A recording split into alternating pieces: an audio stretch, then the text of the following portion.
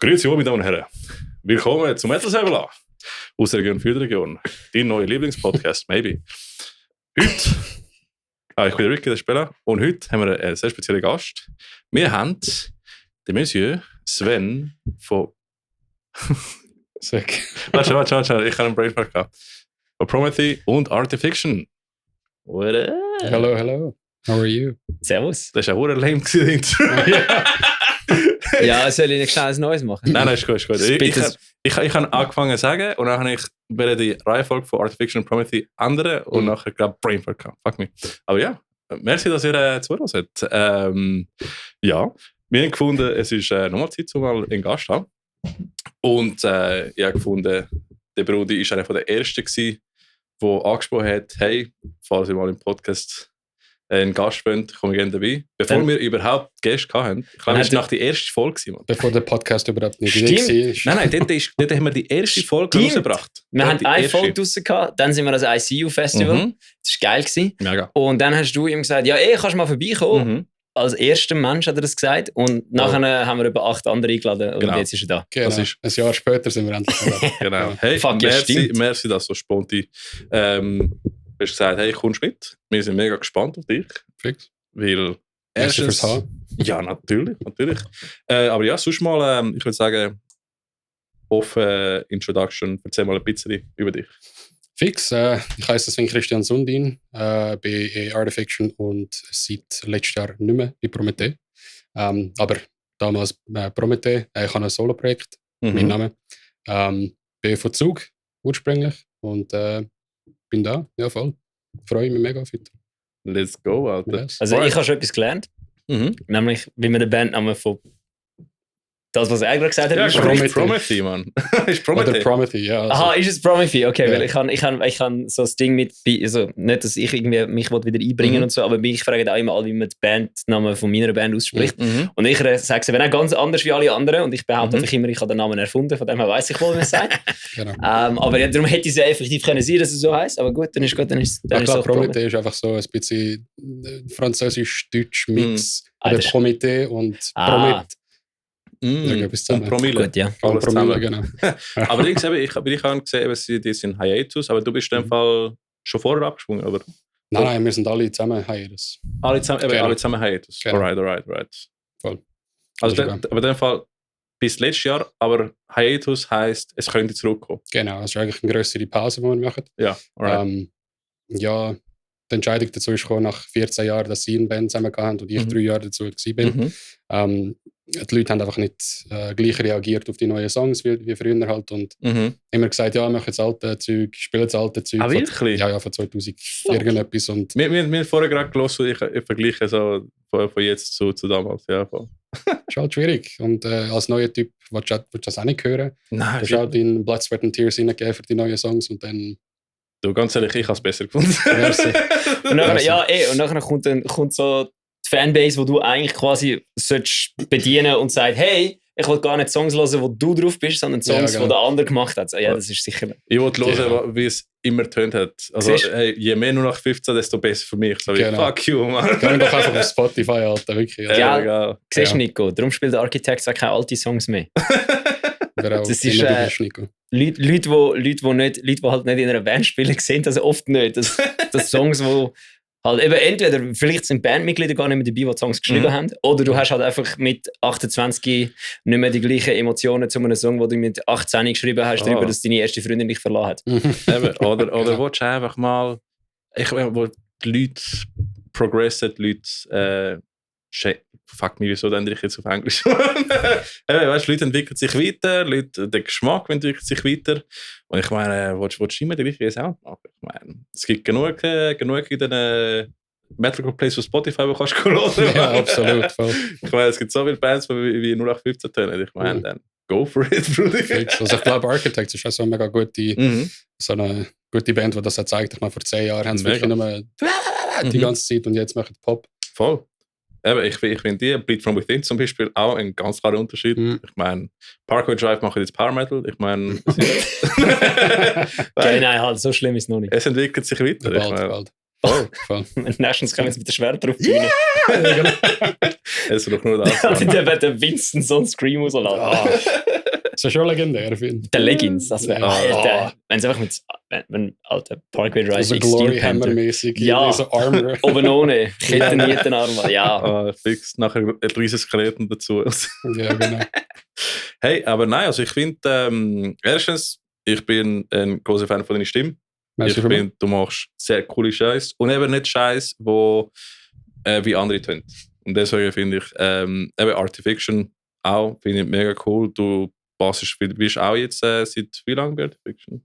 Jetzt 5 Jahre. 5 Jahre schon. Voll. Fuck me, die Zeit fliegt. Oh, hure schnell. Fix. Also die 3 Jahre zwischen denen sind so mühsam gewesen. Die sind auch so Mhm. Mhm. weg. Aber Ja. der ist gleich. Ja, Alle daheim geblieben. voll. Ja. Nein, ist so. Also entweder hast du Songwriting gemacht oder hast du auch nicht gemacht. Entweder hast du einen Genau. Song geschrieben oder deine Band aufgelöst. Ja, die 2 Sachen hat es gegeben. Es ist wirklich, entweder hast du Zeit genutzt und wirklich etwas gemacht. Ja, fuck me, stimmt, man. Hell. Nein, aber voll. Genau. Bands, Vocals. Ich wollte mal, aber zuerst mal dich persönlich ein bisschen näher kennenlernen. Mhm. Weil wir haben ein paar Mal geschnurrt und so, aber es ist nicht so, dass wir uns kennen. Und ich bin sehr gespannt auf deine Backstory. Wir sind noch nicht Bros. Wir werden Voll. aber Bros Wir sein werden nach dem Podcast. Ja, das ist gut. Absolut. Wir vertrauen dir genug gut, dass wir dich da einladen und nicht das Gefühl haben, dass Sehr wir gut. abgestochen werden. Von dem Genau. her, das ist Gut. schon mal Genau. wichtig. Genau. Aber ja, eben deswegen, ich würde vorschlagen, fangen wir sonst mit bei den Anfang. Wie bist du auf Musik zugekommen? Meine Mutter hat Klavier gespielt Mhm. und ihr Vater ist recht ein berühmter Sänger in Serbien gewesen. Ich bin halb Serb, halb Schwede. Und von dieser Seite ist es eigentlich so mit dem Gesang gekommen. Es ist so genetisch gesagt, meine Mom sagt das die ganze Zeit. Mhm. Du tönst wie dein Großvater, du tönst wie Mhm. dein Großvater in dem Sinn. Mhm. Recht eine laute Stimme, recht eine imposante, tiefe Bariton, also eher ein Mhm. hellerer Bariton. Von dort an ist es eigentlich gekommen, so genetisch, aber mit der Musik ist es wirklich aus den Windeln rausgekommen. Deftones, 97, sogar 98, glaube ich. MTV. Ich habe Gino Moreno hören. Ich so, ja, ich habe das gern. Mhm. Und seitdem her wirklich einfach voll Deftones am hören. Natürlich Backstreet Boys auch noch. Mhm. Sehr Ah. wichtig, merken wir auch am Sound. Voll. Also Wie- Backstreet Boys gehört mir definitiv. Jetzt wollte ich ein paar Dance-Moves sehen auf der Bühne. Das ist auf OnlyFans. Ja, Backstreet Boys sind schon, also, weißt du, das sind ja alle immer am Rumschen, scheiß Popmusik, aber jedes Mal, wenn irgendwo eine Metalband nach ihrem Set also einen scheiß Popsong laufen lässt, Genau. siehst du alle dort stehen und nachdem sie 3 Bier haben, können sie den Song dann plötzlich auswendig, Ja, ohne, ja, dass, genau. ohne dass sie ihn jemals aber gehört haben scheiße voran. Pop. Ja, genau. So, ja, Nein. ist so einfach, man kann es halt einfach. Einfach Ja, am genau. Haten. Ja, von dort aus recht früh gepusht worden in der Musik. Mhm. In Zug selber bin ich als Jugendtalent. Ich wollte nicht prallen. Ich habe prallen nicht gerne als Schwede, das darf man nicht. Bin ich mit 8 in die Klavierschule gegangen, 10 Jahre lang. Und dann bin ich auf dem Staat gefördert worden, das zu machen. Damn. Gitarre auch noch und Chor. Alright. Yes. Schön. Aber eben prallen ist nicht gut. Aber was hast du für hast du so Konzerte schon so gemacht, schon als Kind? Schon recht früh. Ich habe noch mit, ich glaube, 4 oder 5 alle Kollegen zusammengesammelt. Wir haben so Bettbretter, die Holzbretter rausgenommen und einfach Band gespielt. Mhm. Und Geil. voll. Seitdem her schon Hure geil. immer wollen auf der Stage sein. Mhm. Ja. Aber jetzt machst du ja nicht mehr so Klaviermusik, sagen wir so. Nein, nicht mehr. Aber wie ist das passiert? Ja, eben Deftones ist mir eigentlich immer so im Hinterkopf geblieben. Aber der ist langsam ausgestorben. Mhm. Sagen wir mal. Mit welchem Alter ist so der Einführung zu Deftones zum Beispiel? Also wirklich mit 2, 3 habe ich zum ersten Mal Jesus Deftones gehört. Alright. Nicht, dass meine Mom dann eben Mhm. Deftones gekauft hat oder irgend so etwas, aber es ist einfach dazu gekommen, dass ich es wirklich gerne hatte. Mhm. Da glaube ich, mit 11 oder 10 habe ich das Dirt wieder gelost. Also zum ersten Mal habe ich gesagt, Mhm. das ist geil. Das ist etwas für mich. Und dann wirklich ist eigentlich das so Mittelüberfluss komplett, Ja. hat das dort angefangen. Alright. Ja. Aber erzähl mal so chronologisch, so was für Bands. Und ich will Details, Bruder. Also, Okay. Nicht so schnell. Okay. Nein, ich will Details, ich weiß, welche Also, Bands und so. okay. Und auch erste Banderfahrung und so sind das immer mega. So Ja, man Zeit der zum Beginnings. Abnerden da. Voll, Okay, voll. gut. Ja, Das ja, ist- ja. Es gibt keinen Stress da, Bruder. Alles chill. Yes. Ja, der letzte Zug musst du halt vielleicht verwischen, wenn du noch heim willst, aber Ja. sonst... Fuck. Hey, wenn es von mir wäre, ich würde 3 Stunden Podcast machen. Jedes Mal. Jeden Tag, jeden Tag. Immer. Nein, also es hat bei Deftones angefangen, Backstreet Boys, wirklich von NSYNC, dann über zu 2000s Pop. Aha. Ein Aaliyah, so wirklich eher so American Charts und so auch noch. Alright. Was habe ich noch gelesen? Die Schlümpfe hat es auch noch gegeben. Alter, Die ja, Cover sag's CDs. nicht. Fuck. Die sind fucking geil. Kennst du das, gewesen. Ricky? Mhm. Aber Kennst du Smurfs. Also Smurfs, ja. Ja, genau. Die haben früher so Cover-Albums rausgetan von Pop-Songs. Einfach so Aber auf high-pitched. Deutsch oder Englisch? Auf Deutsch. Ja. Also Ja. die Chipmunks gewesen, vor Chipmunks in dem Fall. Eigentlich genau so. Alright, Genau. interessant. Und das ist richtig fucking geil. Ja, einfach jetzt, wo du sagst, Mann, das kann ich mir auch noch erinnern, dass einfach die ganze Zeit, meine Eltern haben gerade durchgedreht sind. Ja. Weil wir haben die ganze Zeit, wenn wir auf Italien gefahren sind, einfach die Kack-Schlümpfe-CD gelassen. Ja. Und es sind einfach so wirklich so die cheesy, corny Pop-Songs auf Deutsch übersetzt und mit den Mhm. Schlumpfstimmen. Ja. Holy shit. Es ist nicht mal übersetzt, die haben irgendwie selber so, weißt du, à la Schlumpf irgendeine Geschichte aufgemacht. Ah ja, und- stimmt. Ja. genau. Fuck. Damn. Ja. Alright. Halt immer das voll durchgelassen, arme Mutter. Jetzt stimmt, das kannst du, also, so als Kind findest du es geil. Und so als Erwachsener musst du einfach sagen, wir Why? müssen das wieder mal hören. Ja, Wir müssen fix. das wieder mal reinhören. Musst einfach, Gerne. ja, Können wir nach dem musst Podcast kurz durch? Fix machen. Fix, fix. du- Reaction-Video. Ja, genau. Stained, Trapped, Oh, Stained. Stained. Go, man. Fix. Ja, so wirklich altrockmäßig. Mhm. Dort wirklich voll durch. Ich probiere wirklich zu erinnern, das ist auch Mhm. lange her. Mir wird nicht mehr, So nicht mehr die, jünger. die dich markiert haben. So. Trapped muss ich sagen, obwohl Ja? Trapped absolut. Also ich stehe überhaupt nicht zu Trapped. Sind so I-Hit-One. Ja, fix, ja. Headstrong. Headstrong. Ah, Der Song, wo alle meinen, der sagt von Linkin Park. Genau, richtig. Ja, apropos, genau, Linkin Park auch noch. Mhm. Immer nach der Schule meine Mom plagt, kauf mir bitte Linkin Park CD. Mhm. Hat sie dann irgendwann mal gemacht, das war auch geil gewesen. Ist auch da so gehabt, zum CD hören im Laden, wo so Koffer hatten? Ex Libris. Ah, Ja, Mann. okay. Ja, der Ex Libris im Zuger Bahnhof, wo jetzt der Coop ist. Ah. Dort, das ist wirklich das Paradies gewesen. Immer Schön. dort mit Power Metal durchgelassen, mal Aha. schauen, was dort ist. Alles kacke, Mhm. no offense. Und dann ja, bin ich eigentlich auf Linkin Park gekommen. Ah. Und der Linkin Park hat mich sicher, also wirklich 4-5 Jahre lang einfach geprägt. Ja, ja. Durch konstant Chester, Mike, alle die. Ja, Dann muss ich dir jetzt einfach schnell fragen, wie hast du Lost gefunden? Geil. Geil. Geil. Gut, Mhm. gut. Es hat mich nicht zu Tränen gebracht, weil ich weiß auch nicht, es ist passé, Mhm. aber es ist wirklich emotional geil. Das ist Mhm. gut. Ja. Ich habe von vielen eben gehört, dass sie es auch geil gefunden haben, aber sowieso, ja, es tönt halt einfach wie, wie heißt der andere? Es tönt wie Nom, oder? Ah, Es ist ähnlich wie der, Ähnlich, darum hat es ja. nie rausgerührt, Mhm. oder? Genau. Wahrscheinlich, ja. Also dachte ich so, ja, schon, aber hey, es sind doch jetzt dankbar. Wir haben Mhm. nochmal einen Song ja, bekommen. nach 20 Also, hey, Jahren, also komm, hört auf. fix. Nein, Lost ist geil gewesen, das ist wirklich Das ist gut. Ja. Nein, ich weiss noch, wo ich in Chile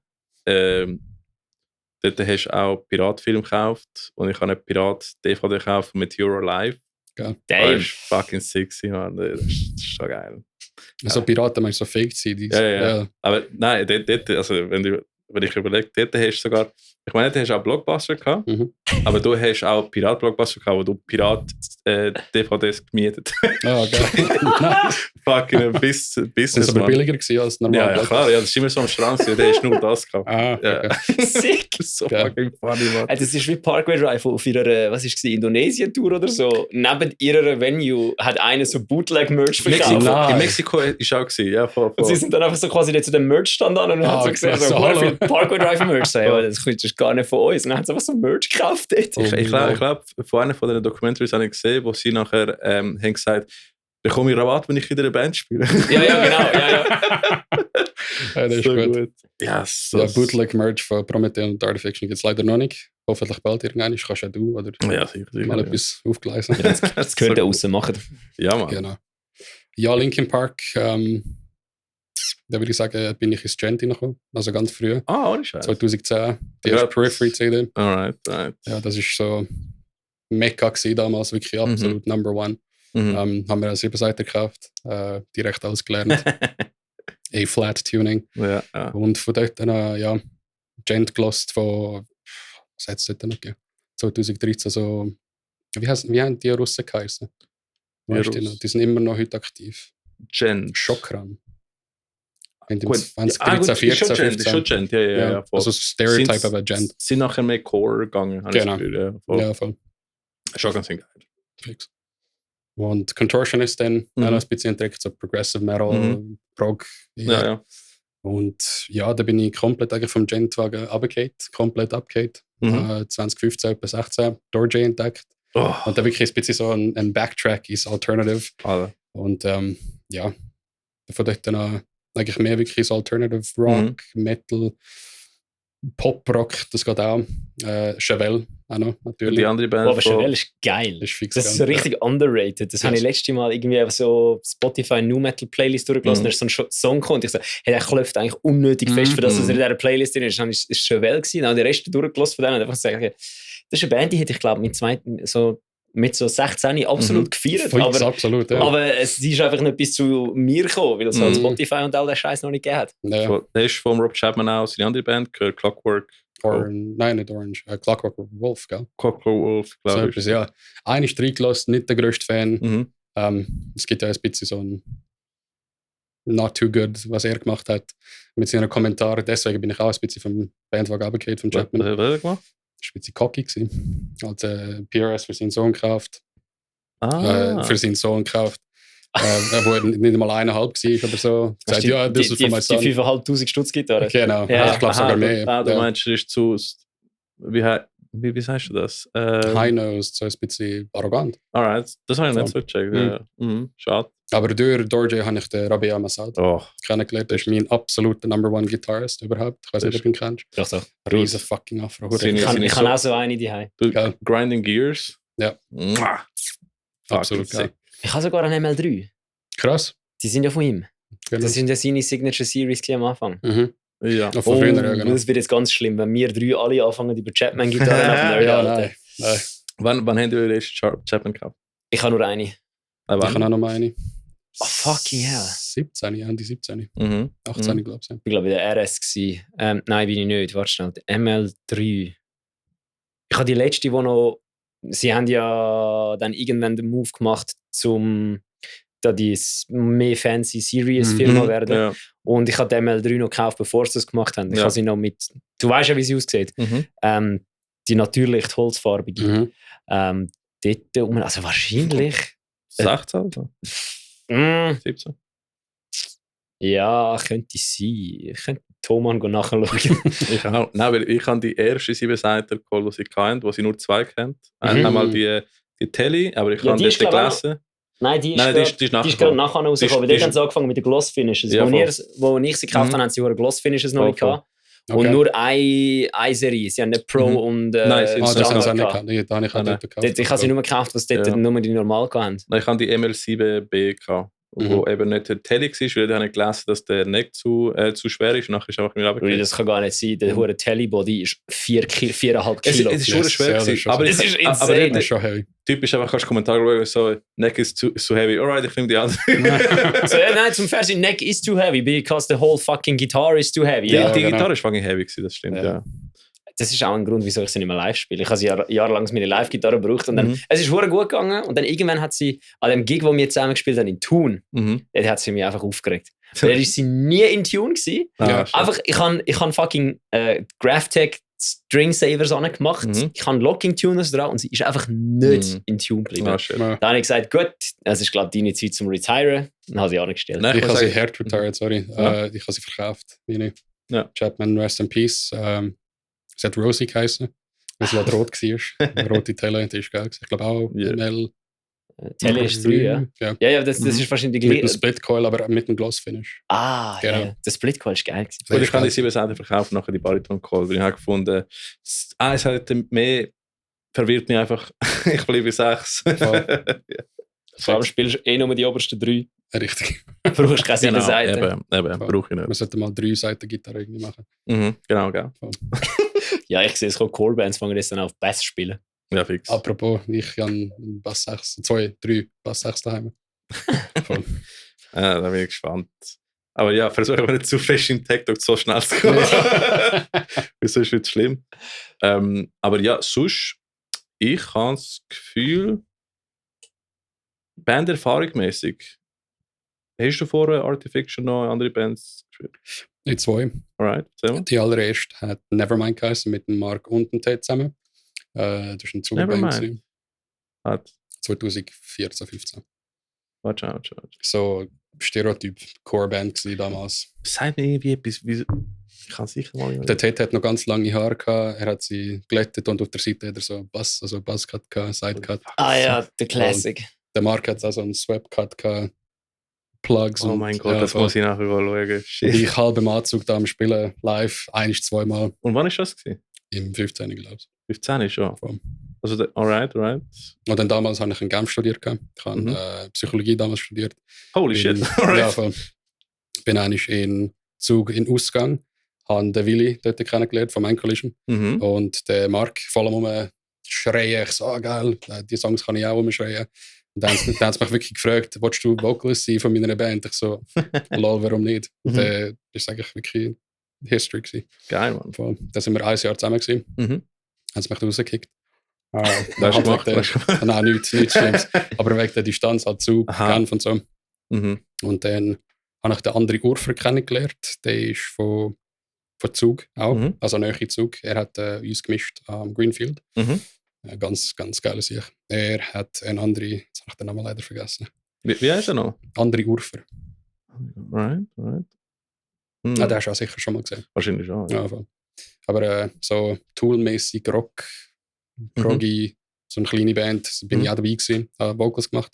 Und da bin ich selber ausgestiegen und habe gesagt, wegen der Distanz ist mir einfach auch nicht mehr gegangen. Also dort bist du auch in Genf gefunden? Oder wie? Genau, habe dort gewohnt, 3,5 Jahre. Ja, right. So. Und dann von dort bin ich zurück auf Zug gezogen. Französisch kannst du gut. Einfach. Je pense. Alright, sounds gut. Fix. Und dann im 16. zurückgezogen. Dort gar nichts gemacht, 2 Jahre lang.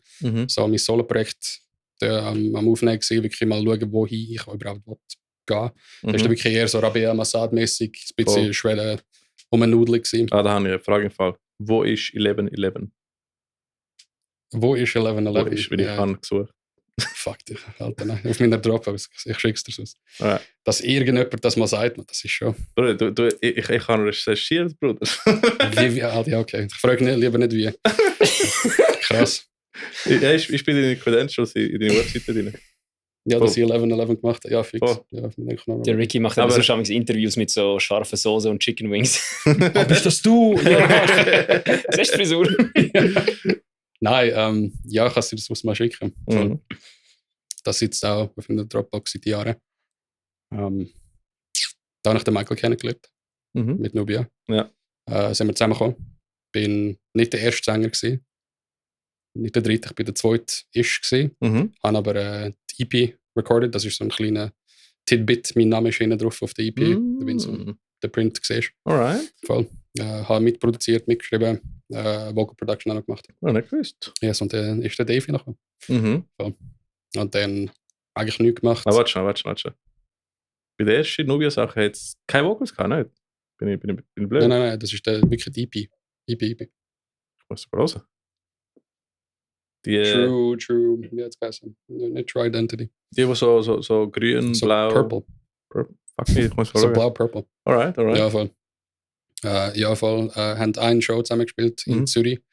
Ist okay gewesen. Ist meine erste, sagen wir mal, wirklich echte Show als Frontman gewesen. Nicht so top, ehrlich gesagt. Ich meine, ohne Erfahrung kannst du auch nichts machen. Nein, klar.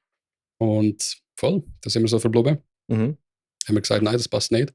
Ja, was hat dich überrascht oder schockiert als Frontman zum ersten Mal? Oder? Die Nerven. Absolut Nerven. Also ich meine, damals, jetzt kannst du vor 8000 Leuten einfach rausgehen, null Problem. Und damals war wirklich vor 50 Leuten, 50 Nasen und du, voll in die Hose schiessen, was mache ich jetzt? Und kannst dich nicht hinter der Gitarre verstecken. Genau. Richtig, genau. Du bist nackt bloß. Das stimmt, das Mikrofon deckt wirklich nichts ab. Ja, nein, das schon. Nein. Oh. Aber hast du es einfach so, ich habe immer das Gefühl, je mehr Leute, umso weniger schlimm ist es. Absolut. Ja, das ist wahr.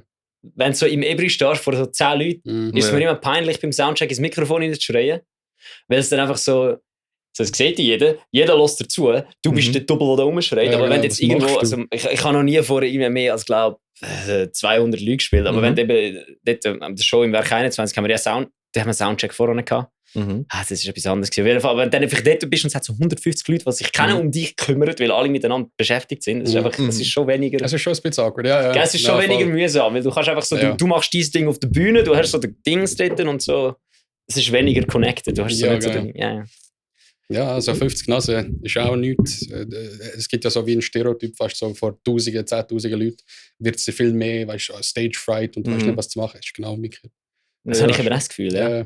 Gut, Ich habe eben auch gemeint, ich habe letztes Jahr einen technischen Kaufmann gemacht und ich habe gedacht, ich hätte, glaube ich, weniger Mühe, im Hallenstadion einfach auf die Bühne zu stehen und einfach 10 Minuten lang irgendeinen Scheissdreck labern für die 10'000 Leute dort, wie vor die Prüfungskommission anstehen, die zu dritten sind und dich so anschauen. Ja. Irgendetwas vorlesen. Ja, schon. Voll. Ja, Nerven. Nerven. Aber jetzt, das ist eben 5 Jahre her. Ja. Keine Nerven mehr. Ich glaube, als Frontman ist auch anders als eben ein Gitarrist oder Bassist. Halt, ja. Ich kann es einmal machen für Safer Last Breath. Ich kann effektiv die Comparison, gut, du in dem Fall auch. Ja. Es ist schon etwas anderes, weil du bist dann halt auch der, wo alle drauf schauen. Sind wir ehrlich, es schauen damit schon ein paar Leute auf den Gitarrist oder auf den Schlagzeuger, aber du bist eigentlich die Hauptattraktion. Genau. Und wenn hinter einer Gitarre, ich meine, du versteckst dich nicht mal hinter einer Gitarre. Das Ding verdeckt dich auch nicht, wenn wir ehrlich sind. Du versteckst, also deine Rolle versteckt dich einfach generell bei der Band. Es ist ja nicht einmal das hinter. Ja gut, vielleicht hilft es noch, dass gerade so deine, sagen wir mal, deine wichtigsten Teile abdeckt sind von dem Ding. Aber ja, es ist wirklich so. Es schauen die alle an. Aber man merkt es dir nicht an. Genau. Jetzt mittlerweile. Nein. So, am Greenfield hat man es dir nicht angemerkt. Und am ICU Festival, das, was ich gesehen habe, haben wir auch nicht angemerkt. Das ist wirklich geil. Das war wirklich eine interessante Show. Ja, voll. Also Greenfield war absolut fucking Hammer gewesen. Von Anfang bis Ende. Wir kommen dazu. Okay. Step by step. Chronologisch. Yes. Also wo sind wir jetzt? 2017, 18? Okay. 18 habe ich dann also nicht Hass, aber es ist dann wirklich so, ich bin nicht mehr in Nubia, der Dave ist jetzt in Nubia, was soll ich jetzt machen? Die ganze Zeit voll am Schreiben. Ja. Irgend so Metal, den ich nicht machen will. Ich kann immer, ich wollte eigentlich Alt-Rock machen, so wirklich Deftones-mäßig irgendetwas aufgleisen seit Jahren. Und damals wirklich so, ich mache irgendetwas. Und dann ist der Marc, hat etwas gepostet gehabt, am 18. Ende 18. So, hey, Vocalist, der Jeremy ist draussen. Send in your audition. Ich so, weißt du was, fuck it. Ich probier's mal. Nach so vielen Jahren, nach 3 Jahren damals. Ja, voll. Haben wir uns nicht mehr gehört, haben wir auch nicht mehr geredet. Und dann habe ich mal reingeschickt, hey, darf ich das Material mal haben? Und dann hat er gesagt, ja, das schaffst du sicher. Ich weiß nicht, ob es wirklich durchgekommen ist, aber es ist auch wirklich durchgekommen. Ich habe die Audition geschafft, in dem Sinne, es haben noch, glaube ich, 2, 3 andere gehabt. Und seitdem her bin ich wie Art of Fiction. Yes. Nice. Yes. Darf man fragen, wer die andere Kandidatin gewesen wäre? Paddy Reichmuth war einer gewesen. Die anderen kenne ich nicht. Alright. Leider. Aber der Paddy ist ein absolut geiler Sieg. Aber er hat gescreamt, er kann screamen. Einfach clean Gesang, gefehlt damals. Wo hat der Paddy gesungen? Keine Ahnung. Der Name sagt mir etwas, aber ich kann es jetzt nicht platzieren. Same. Voll. Auch so mit Namen. Jetzt können wir wieder Crowd, wie nennt sich das? Crowd Participation machen, also ein Callback, weißt du, zum Crowd Interaction schaffen. Schreibt uns, wenn ihr es wisst. Oder machen wir nächstes Mal einfach Podcast Twitch-Stream. Ja. Also, ja, so live sind wir schon. Nein. Das ist interessant. Meine Mama so gestern so, wo kann ich das hören? Wie kann ich dir schreiben während dem Podcast?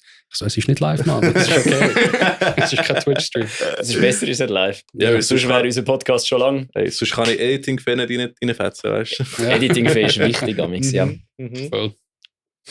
Ja, und von dort, was sind wir jetzt? 2018 haben wir, nein, doch, das ist Ende 2018. Dann im 19. haben wir Sun released. Und dann Avarice auch noch. Und dann war Corona gewesen. Und dann haben wir eine recht lange Pause gehabt. Wir haben alle ein bisschen, sind wir reingezogen, also wirklich zurückgezogen, haben wir gesagt, wir wissen nicht, was passiert. Ja. Live-Shows wird es nicht geben. Neue Sachen werden wir jetzt auch nicht machen. Ja, und das ist das bis und mit 2021 gewesen, dass wir die nächste Show eigentlich gespielt haben. Und wir haben im 19. das Album fertig gehabt, Viva. Das ist schon damals fertig gewesen. Haben es aber erst im 22. released. Ja, und dann kommen wir langsam zu Promethe. Im 21. schon. Also haben wir am 20. geschrieben, hey, unser Vocalist ist draussen, wir kennen dich von Instagram, hättest du mal Bock? Damals hat noch ein alter Kollege geschrieben, hey, der Sven ist ein Vocalist, den ich kenne. Schreibe dir mal schauen, was er macht, ob es passieren wird. Und dann bin ich zu Promethe übergegangen, nicht gewechselt. Nicht Abandonship, aber bin dann eigentlich auf Genf und dort mal ein bisschen gehängt, alles auf Französisch, Englisch und dann part of the band. Geil. Voll. International Businessman. Ja, Was ich genau. jetzt gerade NBA. interessant finde, ist, dass die EP, also das Album, was ist das? EP-Album, ja, sorry. Dass es im 19. schon fertig war. Und dann sind da quasi wirklich einfach effektiv drauf gehockt und haben nichts, also haben die ganze, bis es dann wieder losgegangen ist, nichts gemacht als Band. Oder haben wir euch gleich noch so getroffen und so? Wir haben uns schon ein bisschen getroffen. Wir haben ein paar Sachen geändert vom Album her. So, hey, Songs da und da. Ich habe noch ein paar Songs dazu da. Wir haben natürlich müssen alles Production machen von Anfang bis Ende. Easy. Aber geschrieben und fast fertig sind es schon am 19. Okay. Genau. Also es ist nicht so gewesen, dass er effektiv auch 3 Jahre lang Nein, einfach und dann wieder rein. Okay. Übrigens, ihr habt höchsten Praise vom Carlo von Sanity ich habe es gehört, Mann. Ja, Merci, Carlo. Ja, Geiler Shoutout. Und ich habe auch, als ich letztes Jahr war, in meinen Ferien, habe ich es auch bei den Roadtrips einfach gelassen. Geil. Und der Automaton-Videoclip ist sick, man. Merci, Mann. Yes.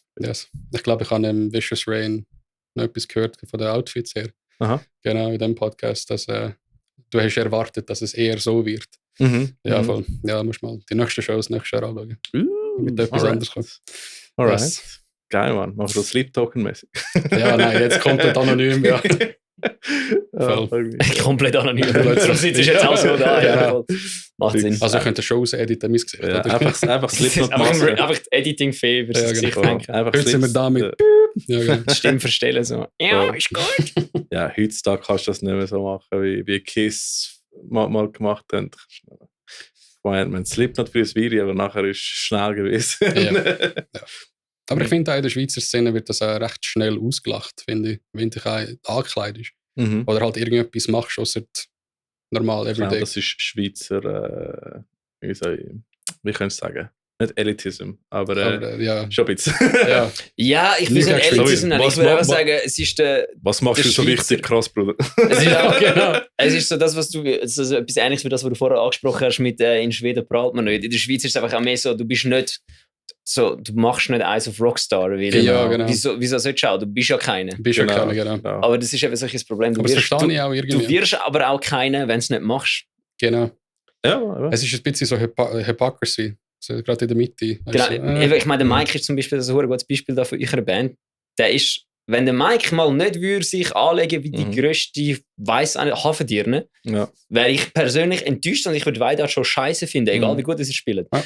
Also nicht scheiße in dem Sinn, aber ich würde einfach die ganze Zeit stehen und mich fragen, wieso sieht der Mike jetzt aus wie so ein normaler Mensch? Was ist los? Was ist passiert? Ja. Hallo, ich bin da, um irgendetwas Spezielles. Du willst ja eigentlich auch, wenn du eine Show siehst, du willst ja entertained werden. Genau. Und was wenn dich 4 so Heiris, die beim Starbucks gehen und Chai Latte bestellen, entertainen? Ja, voll. Macht ja niemand. Ja, aber es ist interessant, weil ich habe auch so das erlebt, als ich in der Schweiz gekommen bin und habe mich so integriert in dem Sinn. Und irgendwann mittlerweile gebe ich einen Fick drauf. Und weißt du was? Einfach im Büro gehen mit Hawaiian-Shirts und fucking Badehose und fucking asozial und einfach lustig, weißt du? Einfach so wie, hey, fuck you, I don't care. Ja, das ist aber wirklich so ein Schweizer Ding. Einfach ja nicht auffallen, ja nicht irgendetwas Spezielles machen, ja nicht aus dem Rahmen fallen. Aber weißt du wieso? Ich habe das Gefühl, es ist, wenn jemand so scheint wie secure auf sich selber und jemand anderes insecure machst, die so wie, hey, was machst du für krass, Bruder? So. Ja, genau. Es ist einfach ein Schutzmechanismus. Die Kommentare, genau. Mega. Fix finde ich auch. Also ich meine, mit Art of Fiction ist ja wirklich, wir sind von 0 auf 100 gegangen. Wir haben vorher fast nichts, nur schwarz gehabt. Eventuell so ein Band-T-Shirt oder einfach schwarze Hose. Wir haben auch einmal an der Badi Hünenberg gespielt, in so Schwimmhose, das ist auch etwas anderes. Du findest auch die Fotos irgendwo. Aber da sind wir wirklich, haben wir gesagt, wir brauchen einfach das fucking Konzept. Was ist unser Konzept? Was verkaufen wir? Es ist ja eigentlich ein Marketing-Ding. Du bist ja ein Produkt in dem Sinne.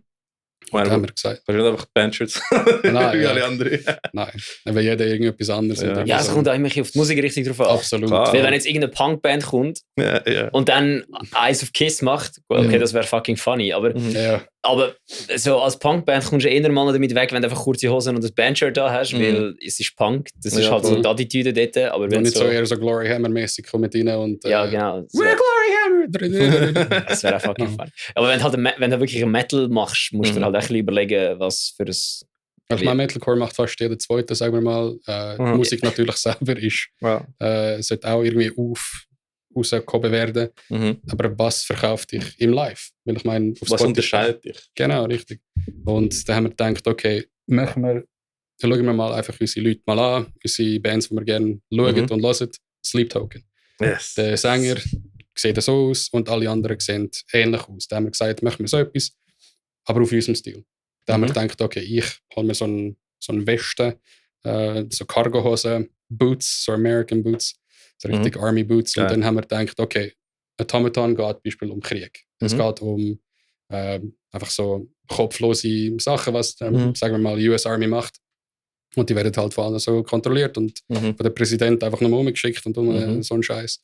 Und warum würden wir das nicht einfach verkörpern? In dem Sinne. Da haben wir gesagt, okay, wie können wir das irgendwie ins Metalcore reinbringen? Da haben wir gesagt, okay, die anderen können einfach irgendetwas Schwarzes nehmen und dann Gold, silbrig und Glitzer. Einfach bekleckern. Und das sieht man auch bei der Greenfield. Beim Set, was wir dort gemacht haben. Das nächste Mal machen wir dann etwas anderes. Cool. Genau, das ist ein bisschen Evolution-mäßig. Wir haben darüber gelernt, wir haben von dem aus auch gelernt. Ja. Voll. Yes. Wenn ihr Sun spielt, musst du einfach so eine Sonnenmaske, die Kinder nehmen für so Theater, einfach drauf tun. So. Genau. Für Sun. Oder wie das Baby bei Teletubbies. Genau, so in die Richtung. Also das wäre fucking funny, wenn einfach alle wenn die ganze Bühne ihre wie Teletubby-Dings, das Teletubby-Land und dann einfach so als Dipsy, Lala, Po und eine Grindcore-Band. Grindcore-Band, so. Tell Das ist so wie Stillbirth zum Beispiel mit den Badehosen, finde ich auch sick, so Konzept. Einfach etwas, wo gerade kannst so verknüpfen mit der Band, oder? Genau. Voll. Und ja, wir suchen uns immer noch, also tagtäglich. Das ist ja nie einfach gefunden und dann bist du fertig. Ich meine, die neuen Songs, die wir bald releasen tun, hoffentlich, sind auch komplett etwas Neues. Interessant. Also wirklich Genre-Bending bei uns auch. Voll. Aber ich glaube, das muss man machen. Ja. Wir haben das so gefunden. Machen wir jetzt mal so. Weißt du, wir nehmen einfach Nu Metal dort und nachher Blastbeats von dort. Und es ist einfach so, es muss Spaß machen. Ich meine, was willst du die ganze gleiche Breakdowns schreiben, oder? Genau. So Versuchelemente zu nehmen, die von anderen kommen, Rap und so Scheiße. Alles genau. Mit. Ja, da sind wir vielleicht genau auf der gleichen Schiene. Ja. Naja. Ich habe das Gefühl, also ich höre in letzter Zeit auch mega viel von Metalcore-Bands, die Nu Metal erwähnen. Ja. Breakdown Sanity genau gleich. Sie ist so wie Boys, wir hören nur Nu Metal. Interessant. Ja, makes sense. Ja, es haben auch alle Nu Metal gelost früher. Sie sind zwar jetzt alle am Umbacken, alle sind am Umschießen, alle sind am Nu Metal ist scheiß Musik, Limp Bizkit ist peinlich. Aber wir haben alle Limp Bizkit gelost. Wir haben alle Limp Bizkit gelost, jeder hat Linkin Park gelost und ich könnte jetzt noch schwören, dass wenn irgendeiner kommt, wenn irgendwo hörst RI-Partner, kommt in jedem sein Grind rein, you know what time it is. Okay, und dann geht es weiter. Nein, und ich glaube auch die Outfits, wir werden sehen, weil Mode hat so einen 20-Year-Cycle, habe ich das Gefühl. Und dass wieder mal so zurückkommen, die baggy die sind Pants. Schon da. Jinko Jeans. Ja. Ricky, du bist einfach zu alt, um das zu wissen. Ich bin auch zu alt, um das zu wissen. Ich sehe auch Jugendliche. Ich sehe auch die und ich so, fuck me, das ist... die rennen um wie so die Emos früher. Und ich dachte nur so, geil, Emos im Bag. Und dann schaust du sie an, nein, doch nicht. Doch nicht. Ja, das moderne Emos irgendwie. Aber wirklich, 2000s und 90s sind komplett zurück. Meine Freunde haben erzählt, es ist in Zürich ist ein neuer Vintage-Shop aufgegangen und es hat 90s und 2000s Clothing. Vintage, Alter. Vintage. Nein. Ja, die Musik, die wir gehört haben, ist mittlerweile Dead Rock. Es ist eigentlich Metallica. Fuck. Es ist wirklich so, weil ich meine, in den 20er, wir haben gedacht, Metallica, right, ja, wie 80er, oder? Genau das gleiche jetzt mit Limp Bizkit, man. Gleich Abstand. Das tut schon ein bisschen weh. Weißt, für uns ist das ja, das war schon gerade gestern. Das ist unsere Jugend. Blink-182 hat ja neue Songs released. 1990er ist vor 15 Jahren. So geil, Alter, das ist meine Jugend. Und dann so, die sicher sind jetzt dann 60. Alle, die diese Musik gelost haben, haben mittlerweile wahrscheinlich Kinder und Bausparvertrag. Ja. Genau. Ja, das ist... und die Musik, die jetzt rauskommt, die die Kids hören, verstehe ich nicht. Nein. Es ist, also jeder zweite Song ist einfach nur wirklich ja, aber das ist ja nicht einmal mit Musik, die sie jetzt hören. Das ist ja die Musik, die sie vor 5 Jahren gehört haben. Das stimmt, das ist alt schon. In dem Fall bin ich das alt. Ist alt. Okay. Aber eben, das ist, ich weiss es auch nur, weil ich amigs noch gehe. So oder der Hyperpop, was läuft. Ja. Voll. So, Oder du siehst auch so Metal-Labels, die jetzt auch eben so Alternative Acts aufnehmen, die schon interessantes Zeugs machen. Aber es ist einfach so, was ist das? Ja. Gibt es schon eine Chance, aber es ist schon auch Sumerian Records hat das Beispiel gemacht. Die tun nur Pop-Acts noch. Voll. Voll. Ja, es gibt, also, sie sind gerade am Genre übergreifend. Also die tun früher, die Kinder, weißt du? Bei den Jungen ist mittlerweile egal. Hauptsache, es ist verrückt und einer schreit rum, oder? Ja, Aber genau. etwas finde ich mega, was ich jetzt mehr und mehr höre, und ist die Mischung von HC, Beatdown und einfach straight Rap und Hip-Hop, aber so richtig gut, oder? Unity TX zum Beispiel, also sehr geil. Was ist das? Unity TX, ich kann es dir schon mal zeigen im Fall. Ist mir das schon mal... ja, sorry, ja. Das ist einfach Aber geil. ich glaube, auch neben dem New Metal Boom gibt es auch richtigen fucking HC-Boom einfach. Mega. Jetzt, jeder Zweite macht einen HC. Und ich muss ja sagen, nur Metal und HC passen sehr gut zusammen. Das haben wir ja auch herausgefunden jetzt. Ja, Mann. Rap und Metal passt generell gut zusammen. Ich Ja, meine, du absolut. hast ja auch das POD-Album, wo sie über so Slayer-Tracks rappen und so. Und das ist einfach hässlich. Es ist immer so gewesen. Ja. Ich meine, die Jungs von Slayer haben auch Rap gelost und umgekehrt. Aber Genau. ich meine, Anthrax auch, ist schon immer so gewesen. Mhm. Aber damals hast du Prügelerei gegeben, wenn du überhaupt gedacht hast, du kannst es mischen. Nein. Ja. Aber schon cool, der Mix. Also ich bin ja voll, ich liebe HC, ich liebe auch Paleface Beispiel. Mhm. Der letzte Song, den sie rausgebracht haben, fucking hässig. Ja. Das ist einfach, Mhm. das ist geil. Aber eben gleichzeitig auch New Metal. Mega. Jetzt Beispiel, ich weiß nicht, Mad Kelly, sagt ihr das etwas? Matt Kelly. Mad Kelly. Das ist Ich kenne ein- Matt Heidi, aber... Ja, nein. Nein, das ist so ein up-and-coming, wirklich, er nennt sich New Metal Artist. Und er dresst auch komplett New Metal, Alright. spiky Hair, verschiedene Farben, Geil. richtig, richtig geil. Und jeder einzelne Song ist einfach genau das, wie dass du es Mhm. in 99 gelost hättest. Damn. Gut, ich kann jetzt geil. das gerade zu meiner Spotify-Playlist hinzufügen, weil das Ist ganz klingt gut. absolut sick. Ja, Ja, Mann. Das ist geil. Voll. Auch Yes. ein gutes Play für den Ned Kelly. Mad Caddies, sorry. Das ist keine Ahnung, ob das irgendetwas mit dem Namen zu tun hat, aber ja, er sieht wirklich aus wie so ein. Er sieht aus wie der Chester mit anderen Tattoos. Ja, genau. Er hat, glaube ich, Human da tätowiert. Mhm. Ja, voll. Das ist wichtig. Das darfst du nicht vergessen. Damn. Easy, warte, wir sind Huren in Gleis, glaube ich, gerade wieder. Ja, voll. Wo sind wir gewesen? Das ist eine gute Frage. Kommt toujours. Wir müssen natürlich fragen, was dein erster Gitarre-Setup war. Oh ja, das stimmt. Ja, wir sind bei Promethe gewesen. Stimmt. Du sagst das so geil. Promethe. Promethe. Promete. Genau. Sie. Wir sind bei Promethe gewesen, Oui, wie das la kommt. Cornette. Wenn wir zum Guitar-Setup geschwind etwas sagen, ich finde es Ja, eine ganz geile sicher. Story. Mit 12 Jahren habe ich angefangen, akustisch zu spielen. Ein Jahr später ist mir das gelangweilt. Genau, das ist langweilig geworden. Dann bin ich zu M-Electronics mit der Mom.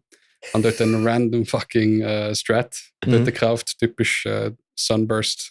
Mit dem kleinen Amp. Ja, Welche der Marke? 08 Welche Mit dem Marke? kleinen Amp und so einem Ich weiß roten nicht. Strap. Ja, genau. Und so einem richtigen Scheisszeug. Wir haben die gleiche Gitarre gehabt, einfach als erste. M-Electronics, Ja. wirklich dort. Ich weiß nicht, welche Amp es war. Weißt du noch Marke vom Set? Also? Es ist keine Marke. Das ist keine Das Marke. ist einfach eine Gitarre gewesen. In-house Guitar, Es Stratocaster. war einfach eine Gitarre gewesen. Alright. Richtig random. From Hell. Ja. Dann habe ich Wirklich? gedacht, jetzt wie die Rock-God-Metal. Du hast dort eine Distortion auf und das ist einfach clean. Ich weiß, ich habe gleich einfach von Beringer gehabt. Okay. Ja, der Beringer Run. Ja, Beringer. Classic. Und von dort bin ich auf Line 6. Der Spider Spider 3? 4. 4. Weil ich habe Spider 3 gehabt. Krass. Ich bin Ja, der ich habe Insane, das ist geil. Spider 6 immer gehabt, ich bin insane. besser wie ihr. Ja, krass. Ich meine, Oh, ich sorry, habe nachher auch ein SM57 als Spider. krass. Ich sage, why? Ich habe das, glaube ich, früher mit dem iRig sogar noch aufgenommen. Aha. Voll. Also nur mit Gitarre, die. Mhm. Voll. Gut, beim ersten Versuch habe ich einfach das kleines Mikrofon, das vom PC hast, und einfach vor der Gitarre da und einfach abgespielt und nachher reingeflüstert, als ob es geschrieben wäre. Und, Ja, fuck genau. me. Und ich habe es immer gespeichert. Geil. Also, das muss man mal zeigen. Das machen wir Oh, fix ab. Fuck me, man.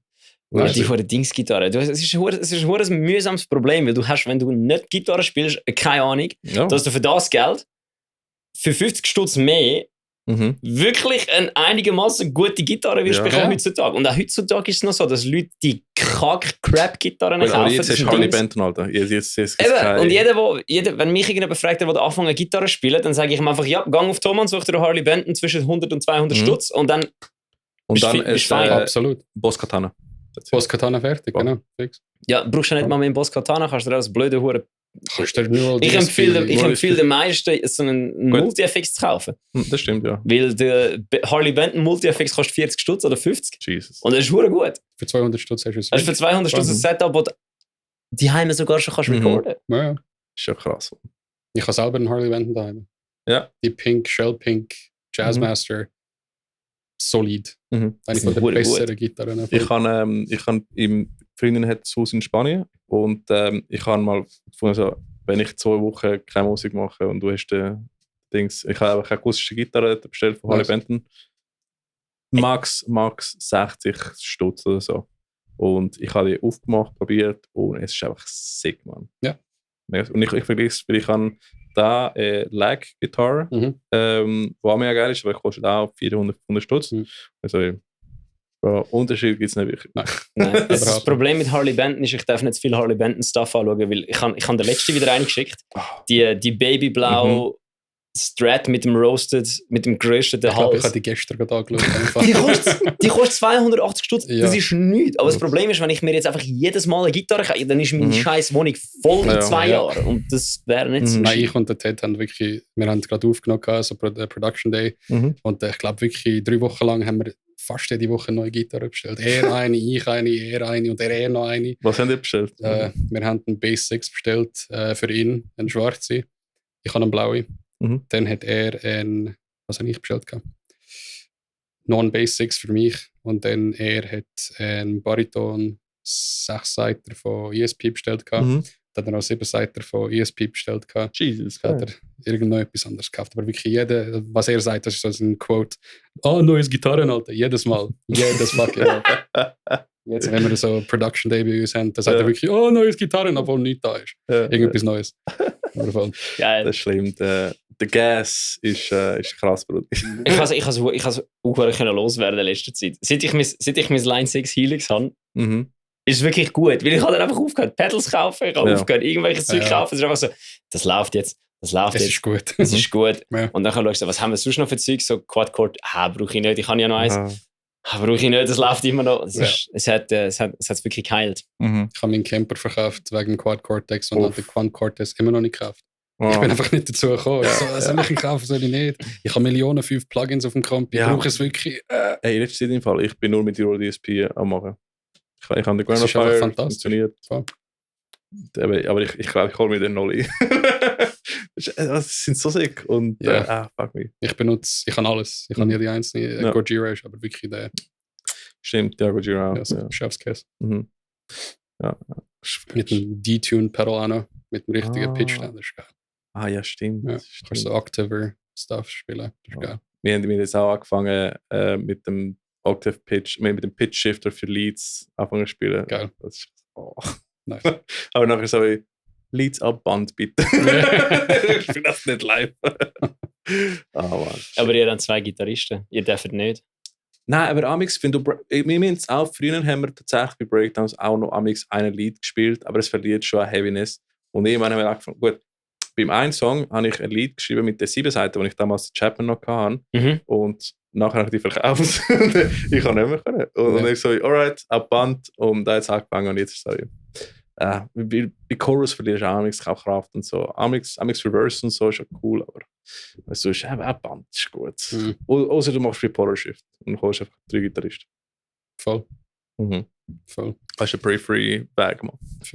Aber da, so, weißt du, so mit Backing-Track spielen finde ich eigentlich auch nicht so kacke, ehrlich gesagt. Weil ich meine, wenn du eine Atmosphäre machen willst, ich höre es halt konstant, auch von diesen Oldschool-Rockers. So.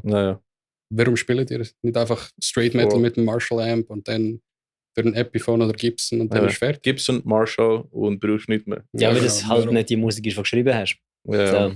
Genau. Aber das ist eben der Judgment, Alter. Aber konstant. Immer. Ja. Aber es kommt auch immer ein bisschen darauf an. Bei gewissen Bands ist es okay. Wenn du eine kleine Band bist, ist es natürlich nicht okay. Nein. Weil es fällt dir eigentlich bis jetzt die Leute, wo ich so finde, so I look up to them, ich denke so, whatever. Genau, die anderen sind die sagen so, nein, du musst das nicht und das nicht. Ich lasse nachher die Musik. Alright, you do your thing. Ich meine, natürlich, wenn du Stoner machst und so, voll Sinn, oder? Fix. Nimm den Fastpedal und mach alles analog. Absolut. Voll. Ein Rock- oder Punk-Trio. So Shoegaze auch, finde ich auch. Mega. Kannst voll durch. Go for it out, Voll. Brudi. Aber hey, wir machen Metalcore. Genau.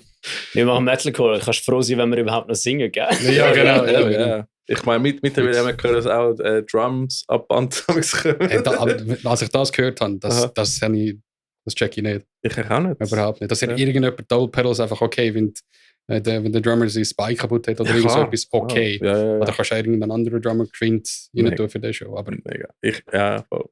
Lustig. Kick-Tracks an Backing-Track. Ja, das ist krass. Schon speziell. Mhm. Aber ja, wir waren bei Promethe, oder? Genau. Promethe, nehme ich auch einen. Promethe, Bruder. Nice, genau. Ja, La Promette, was kann ich sagen? Recht fucking gute Musiker. Also Herz, Hand ans Herz, die Besten. Gehen raus, jede Show, fucking tight, fertig Show. Jedes Mal genau das Gleiche. Den Josh habe ich auch kennengelernt als Sänger. Absoluter Fall. Also es ist wirklich mega geil, ich auch. Habe mega viele Leute auch kennengelernt aus Genf dort. Das ist eben, es gibt so einen Disconnect zwischen die Welschen und der Deutschen. Leider. Also zwischen allen Sprachen. Also allen Sprachen in der Schweiz. Außer die Retro-Romane, weil die sind halt einfach voll im Deutschen. Ja, voll. genau. Aber es hilft auch nicht, dass wir den Podcast auf Schweizerdeutsch machen. Ja, aber was willst du Aber machen? dafür haben wir den Swiss Cheese Metal Podcast. Willst du den Podcast in Französisch machen? Mais parce que ma français est je vais battre ta bouche avec mon fusil. Oui. Bah ouais. C'est pas un bordel ici là. Je vous souhaite une bonne journée sans accident. Das wäre es etwa gewesen bei mir mit Französisch. Oui, Brudi, oui. Wesh, ja, genau. Nein, aber voll. Es ist halt verdammt schade. Eben, wie gesagt, Cardiac Beispiel, geiler HC, alles auf Spanisch. Mega geile Band aus Genf. Und man kennt die da nicht, wie das ein anderes Land ist. Gut, das ist lustig. Es hat viele Leute, die Spanisch im Belgien, mehr als in der Deutschschweiz. Ja, voll. Und dann bei Promethe, geile Sachen. Anfang bis Ende, 3 Jahre mit denen zusammen gewesen. Und dann haben wir Hiatus gemacht. Voll. Ja, ich meine, ich habe auch vorher off-mic kommentiert. Promethe sind für mich eben welche Gegenteil zu Breakdown of Sanity in der West. Ja, Westschweiz, ja. Westschweiz, ja. Ostschweiz ist Thurgau. Fix. Bündnerland, Genf. Bern. Nein, aber ich sind auch von der gleichen Nation, etwa ungefähr, oder? Und, aber ich habe ungefähr von der gleichen Nation, ja. Also Generation.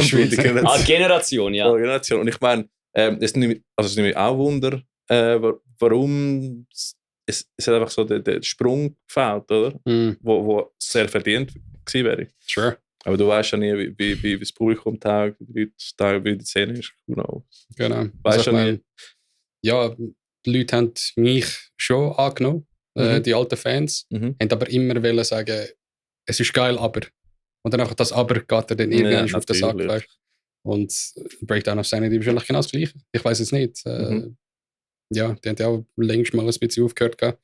Und hopefully they're back for good. Let's see. Ja, Mann. Greenfield 2025, Bitches. 2024 schon. Aber das ist cool. Ich habe es auch bei Breakdown of Sanity gespielt. So, sie wollen, aber sie wollen nicht nochmal den 0815 machen. Also nicht 0815. Sie wollen nicht den gleichen Sound machen, den nachher alle wünschen, aber sie wollen auch nicht die alten Fans. Irgendwie muss schon ein Kompromiss da finden. Genau. So, ich habe das Gefühl, es ist vor allem ein hoher Twist, wenn wie Breakdown of Sanity recht konstant ähnliche Musik gemacht. Und dann haben sie wann haben sie aufgehört? Im 16? Ja, schon. 17? Und dann haben sie quasi wie so einen Break gehabt. Und wenn sie jetzt mit etwas kommen, wird es natürlich viel schwieriger, etwas anderes zu machen. Wenn es natürlich dann machst wie, also als Beispiel jetzt Bring Me The Horizon, wo einfach jedes Album etwas anderes macht. Aber die geben so richtig in Fick auf alle Sounds. Ja, das haben sie sich auch erarbeitet. Weil ich meine, sie haben vom ihr erstes Album, die ersten 2 Alben von Bring Me The Horizon, finde ich immer noch beschissene Musik, ich kann das nicht hören. Und dann ist es langsam, und dann ist es gut geworden. Ich bin erst Fan ab Throne, Alter.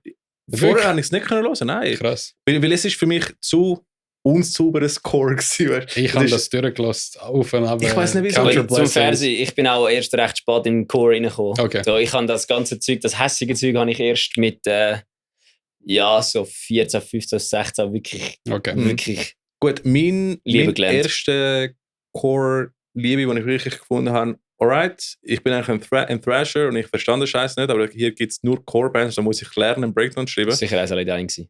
Bleed From Within, 2008. ähnlich. Close. Ähnlich. Dings, wie heißt der nochmal? Der Album von 2008 ist, glaube ich. Ich kenne Bleed From Within auch erst seit 2 Jahren. Ja, das ist auch eine Band, die den Sound richtig geändert hat über die Zeit und gut. Aber halt über die Zeit. Eben, und das ist dann so ein bisschen wie das Problem, wenn es dann einfach, jetzt, das ist glaube ich so ein bisschen wie das Struggle, was sie auch haben. Wenn sie jetzt zurückkommen. Sie werden nicht das machen, was sie vorher gemacht haben, Genau. aber wenn sie etwas anderes machen, hast du wie dein Publikum Der alienated. Backlash auch noch, genau. Voll. Nein, aber wo wir nachher mit Breakdown Science geschnurrt haben und sie geredet haben, dass sie mega eigentlich sind sie nur Metal-Fans und das ist das Hauptding. Ja, ich bin nachher gelesen, die neuen Sachen und dann merke ich so, alright, shit. Und jetzt merkst du, wie Small District zum Beispiel jetzt ein bisschen Mischung mit Core machen, dann ist so interessant, so, alright, geil. Small District, der neue Song. Der, wo so wenn wir jetzt, also, das darf jetzt niemand falsch verstehen, der da zulässt. Also unter der Hand, wenn du so nicht so genau anschaust, könnte das auch ein Breakdown of Sanity Song sein. Aber oder? Ich meine, der Shots fired. Nein, eben gar nicht. Ich finde es nämlich, also. Irgendwann, wenn du darf jetzt eh nicht sagen, wenn du Probe mit jemandem teilst, dann tust du irgendwie langsam eben, ich meine, sie sind ja aus dem gleichen Proberaum und alles und der Oli hat es ja offensichtlich gemixt und gemastert und alles. Und wahrscheinlich haben sie sich einmal, ich meine, eben die 2 Bands kennen sich ja gut, wahrscheinlich sind die einmal. Also, halt jetzt so im Nachhinein höre ich auch bei den ersten EPs ein bisschen raus, dass dort auch Breakdown of Sanity dabei war, mal irgendwo. Nicht, weil vielleicht sie mitgeschrieben haben oder so, sondern einfach, weil du es gehört hast. Oder weil mit eben der Proberaum mit ihnen teilst, weiss ich was, die ganze Zeit irgendwie Mixing-Style und weiss ich nicht was alles. Und es ist schon, eben, ja. Ja, und Breakdown of Sanity hat auch alle Core-Bands von 2013, 14 inspiriert. Ja. Du hörst den Breakdowns aus. Das sind also Pionier von Swiss Metal einfach, finde ich. Mega. Gent fast. Schon. Ja, stimmt. Die haben die zackige, gated Breakdowns gemacht, oder? Genau. Und damals haben sie nicht so viel gemacht. Stimmt. Schon im 13, 14, glaube ich. Früher. Voran schon. Oder nicht? 2008 ist der erste, glaube ich. Speziell anders gewesen. Aber die haben schon gehabt, ja, stimmt. Schon weil der Ecker, Save Last Breath ist ja ganz am Anfang, die haben ja 2011, 2010 angefangen. 2010, 2011, so umeinander. Save Last Breath sind so knapp fast gleiche Generation. Weil es so lang gibt. Ja, ist so. Ist so. Und die haben aber am Anfang, ich muss wirklich, die haben auch die ganze Zeit, die sind auch, die Breakdown of Sanity ist dort auch eine rechte Inspiration gewesen. Ja. Und ja, ich weiss, dass du hörst, weil du hast ja, sie haben ja nicht so viel Musik rausgebracht. Und jetzt ist es wirklich etwas anderes. Aber das ist schon eben, das ist schon recht influential gewesen. Ja, es ist schon cool, wenn Pioniere sagen, dass die Album der Shit ist im Fall. Ja, das ist schon geil. Absolut. Also, gerade blusht. Ja, nein, fix. Nein. Oh, Mann. Nein, der Carlo ist ja ein geiler Sieg. Er hat Avarice das Cover auch gemacht. Und damals war es schon so, fuck, das ist der Carlo.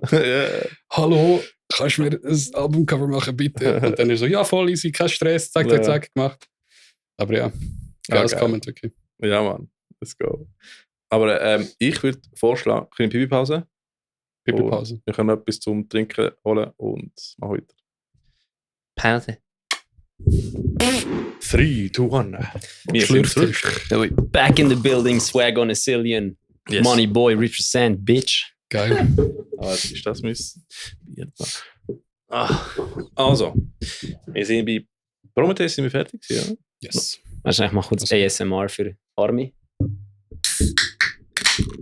Jetzt müssen wir drauf tappen. Quellfrisch. Sponsor us, please. So. Bentley. Aber ich finde, du bist ein sehr vielfältiger Mensch, weil ich habe gesehen, du tust auch produzieren. Ja. Erzähl mal ein bisschen, wie du auf das kommst. Sure. Das hat man vorher nicht gemerkt, als wir angefangen haben, Nerd. Nein. Ja, ich hatte keine Produzentenkollegen mit 18, 17 Jahren noch nicht mehr kennt. Und damals hast du auch wirklich, also mit meiner ersten Metalband sozusagen, Chronica haben wir geheißen. Es gibt nichts online. Oh, das habe ich mir fragen, die erste Bandname. Genau, Chronica, absolut. Chronica. Ja. cringe. Dort haben wir alles selber produziert, GarageBand, da haben wir von dort aus eigentlich gelernt. Und in der Schule habe ich, eben International School, habe ich dort Musik gemacht, eigentlich so wie Hauptfach. Und dann habe ich dort Logic Pro kennengelernt und selber alles beigebracht. Damn, right. Voll. Und dann vor 2 Jahren meinen Bachelor in Audio Engineering gemacht. Nice. In Composition voll. Ich habe gelesen, Music and Sound oder so etwas habe ich gelesen. Genau. Ich habe mein Research gemacht. Ich habe mein Research gemacht. Ja. Stock. Alright, aber in dem Fall, wie du hast gesagt, du hast mit ziemlich früh angefangen Periphery zu hören. Und Mischa ist auch so ein Do-it-yourself-Dude.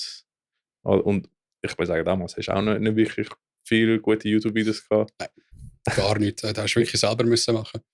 Hast irgendwie auf einem Forum irgendetwas gelesen, von, ja, das Plugin ist eventuell möglich, aber kostet etwa 1000 Stutz. Ja. Dann hast du das müssen vergessen und dann habe ich gesagt, okay, Podfarm, das ist so my guitar tone from now on. Voll. Dann habe ich so ein, ich glaube, das Line 6 oder von Podfarm selber, haben so einen kleinen so Dion-Box, nein, nicht der Bean. Die grössere, mit den 2 Knobs drauf. Die habe ich mir gekauft. Ich habe vergessen, Pod, irgendetwas. Alright. Ich weiss, welcher das meinst. Der hat den Pad, glaube ich, gehabt. Also du hast kleine Bienen und große Bienen gehabt? Oder ist nicht ein Bienen? Das ist keine Biene. Nein, es ist schwarz, oder? Und er sieht einfach mehr aus wie so ein... Ja, es sieht fast aus wie so ein Verstärker. So ein ja, ich weiss, welcher das ist. Line 6. Okay, reden die mal schnell weiter, ich mache Research. Pod X3 oder so? Pod irgendetwas, X ist es nicht gewesen. Nein, das ist wirklich einfach Side-Table-Interface gewesen. Und mit dem habe ich alles aufgenommen. Auf Soundcloud findest du auch noch Sachen. So uralte Gent. Alright. Und dann, ja voll, mit dem angefangen aufnehmen. Natürlich auch das Focusrite nachher gekauft, das Scarlett 2i2. OG. Und voll, von dort aus angefangen, auch Superior Drummer abgeladen, gekauft, damals mit den 5 CDs auch noch. Ja, shit, so ja, fix. Also von da wirklich recht früher gelernt mischen selber. Aha. Und dann bin ich irgendwann dazu gekommen und sagen, hey, ich will das auch wirklich machen. Voll, jetzt produziere ich alles selber. Geil, Mann. Yes. Und was hat dich dann dazu bewegt, das auch zu studieren? Weil heutzutage machen viele einfach DIY und so, nein, brauche ich nicht. Voll. Ich habe mir überlegt, das war ja Mitte Corona, dass ich mir gesagt habe, ich will etwas aus dieser Zeit machen, weil damals habe ich nicht mehr Homeoffice gearbeitet. Ja. Ich habe etwas mit der Band gemacht und ich gesagt, ich nehme mir die Zeit mal wirklich raus und probiere es einfach zu studieren, mal schauen, was die anderen mir beibringen können. Ja. Und habe mega viel auch gelernt. Ich habe eine Komposition neben dem studiert und das haben mir wirklich die Augen geöffnet. Auch. Nicht, dass ich jetzt keine Theorie kenne. I don't rely on it. Du hast den Tosin Abasi Move gemacht. Genau. Außer bin ich nicht das MIT oder wie es auch immer heißt. Ja, voll. Georgia. Berkeley, glaube ich. Ist ja Berkeley gewesen? Ich glaube von nicht. Alright. Aber nein, Thumper kann ich noch nicht. Ja. Nein. er hat auch so vor einfach Dirty Metalcore gemacht und einfach nach der Schule gemacht und Komposition gemacht und nachher einfach so Technical Zeugs gemacht. Herd. Nein, Tosin ist auch OG. Aber du hast vorher gesagt, also das haben wir noch geskippt, dass du hast Psychologie studiert. Alright, erzähl mal so den Gumm von Psychologie auf Tontechnik. Das ist schon... Ja, das ist schon etwas. 2013 war das Jahr, ich habe gerade Highschool fertig gemacht, also dort IB fertig gemacht und APs, Advanced Placement für die. In dem Fall hast du auf Englisch gemacht? Genau. Genau. Interessant, alright. Ich habe auch daheim Englisch geredet. Ja. Und voll, es ist von dem ausgekommen, dass ich Musik gemacht habe, habe einen Jazzkurs eigentlich gesucht und die einzige Uni, wo etwas zusammen hat, wo ich ein Major und ein Minor studieren gleichzeitig, ist in Genf gewesen, Webster University. ZHK jetzt nicht gehabt? Ich als Schweizer, als Ausländer hatte das nicht können. Ah, wirklich? Ich musste eine Passerelle machen und dann irgendwie noch ein Eintrittsjahr und so. Ja, voll. Es war halt recht schwierig damals und es war so, ich glaube, Anfang August gewesen. Und ich hatte noch keine Uni gehabt damals. Das ist halt eben aus International School kommst du raus und du hast schon 10, 15 Unis, die dich nennen. Und ich so, I don't know what the fuck I'm gonna do in my life. Und dann habe ich gesagt, okay, in Genf gibt es beides. Psychologie, kann ich etwas machen, kann ich eine Karriere machen daraus. Und dann kann ich noch gleichzeitig Jazz studieren. Jazz hat es aber nicht gegeben. Aha. Ich so, what the fuck, was mache ich jetzt? Ja. Und 3,5 Jahre bin ich dort gewesen, habe Musik studiert dort und Audio Engineering 1 Jahr. Und bin nicht zu zufrieden gewesen mit dem Audio Engineering Kurs. Aber mit der Psychologie recht. Das haben mir auch mega viel geholfen im Leben. Also ist gleich Psychologie, Musik mit Tontechnik gemacht? So plus minus, genau. Holy also shit, das ist Medien, Psychologie, so. Das ist eine krasse Mischung. Ja, voll. Aber immer Musik. Eigentlich immer Musik. Ich hatte dort einen kleinen Pot dabei, meine Gitarre, den Ibanez Geo. Oh yes, habe ich auch gehabt. 6-String. Voll. Auf A-Flat Drop, aber da mit So schlechten Strings. Ja, voll. Damals bin ich nicht weiter als Drop D oder C-Sharp. Krass. Und eben dort habe ich auch den 8-String gekauft. Das Sogar? war so mein Standard gewesen, mit Aber das 8-String. war wahrscheinlich einer der ersten mit A-String in dem Fall. Maybe. In der Schweiz. Keine Ahnung. Man. 2013 voll. Auch von Ibanez. Haben den immer noch daheim und ist leider kaputt. Aber das ist so meine Liebe für F. Drop F ist so richtig. Weil ich glaube, die einzige Band, die ich kenne, die 8 Strings gespielt hat, und ich glaube immer noch, ist Mycelia. Ja. That's it. Ja. So, der hat sogar der Bassist 8 String Bass gehabt. Ja, genau. Der Roy. Wer ist die andere Band von Jeremy und Gonzalez? Die Dings. Life's December. Klar. Die Klar. Stimmt. Richtig fett. Ich habe fast vom anderen Jeremy gedacht, an Dings. Büringer. Ja, ich habe am Büringer auch gedacht, aber das ist nicht. Ich habe jetzt noch vergessen, von der Band. Wir haben es erwähnt, mehrmals. Chroma Skies, war das sie? Nein, vorher viel. Wo der Dave dabei war, frag mich. Der Dave? Ja, Dave. Amongst Pariahs. Amongst Pariahs, ja. aber das ist Max 7 Strings. Ja, genau. Die haben die- B-Flat. Haben die? Nein, aber ich glaube, Live December hat sogar 7 gespielt. Rudi, Nicht 8. 7. Aber Amongst Pariahs hat ich nicht so tief. 6 oder 7, nein, maximal 7, wenn überhaupt. Mhm. Ich glaube, sie haben eher Drop B gespielt. Ja, Aber Live December glaube ich 7, bin ich sicher. Oh ja. voll. Mhm. Fix. Ja. Dann habe ich Psychologie studiert und jetzt hilft mir das im Marketing. Alright. Und jetzt Marketing, also in dem Fall. Erzähl, fuck nicht, das ist schon ein Gump, Mann. Ich wollte einfach nicht prahlen. Ich habe recht viele Sachen studiert. Das ist gut. Voll.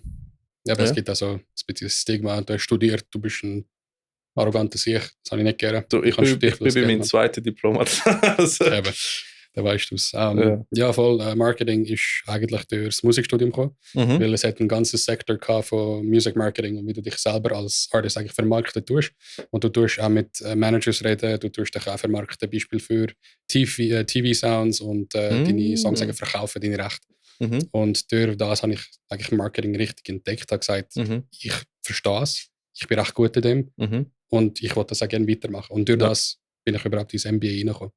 Jetzt ist es einfach wirklich trocken Marketing, was ich mache und bin zufrieden.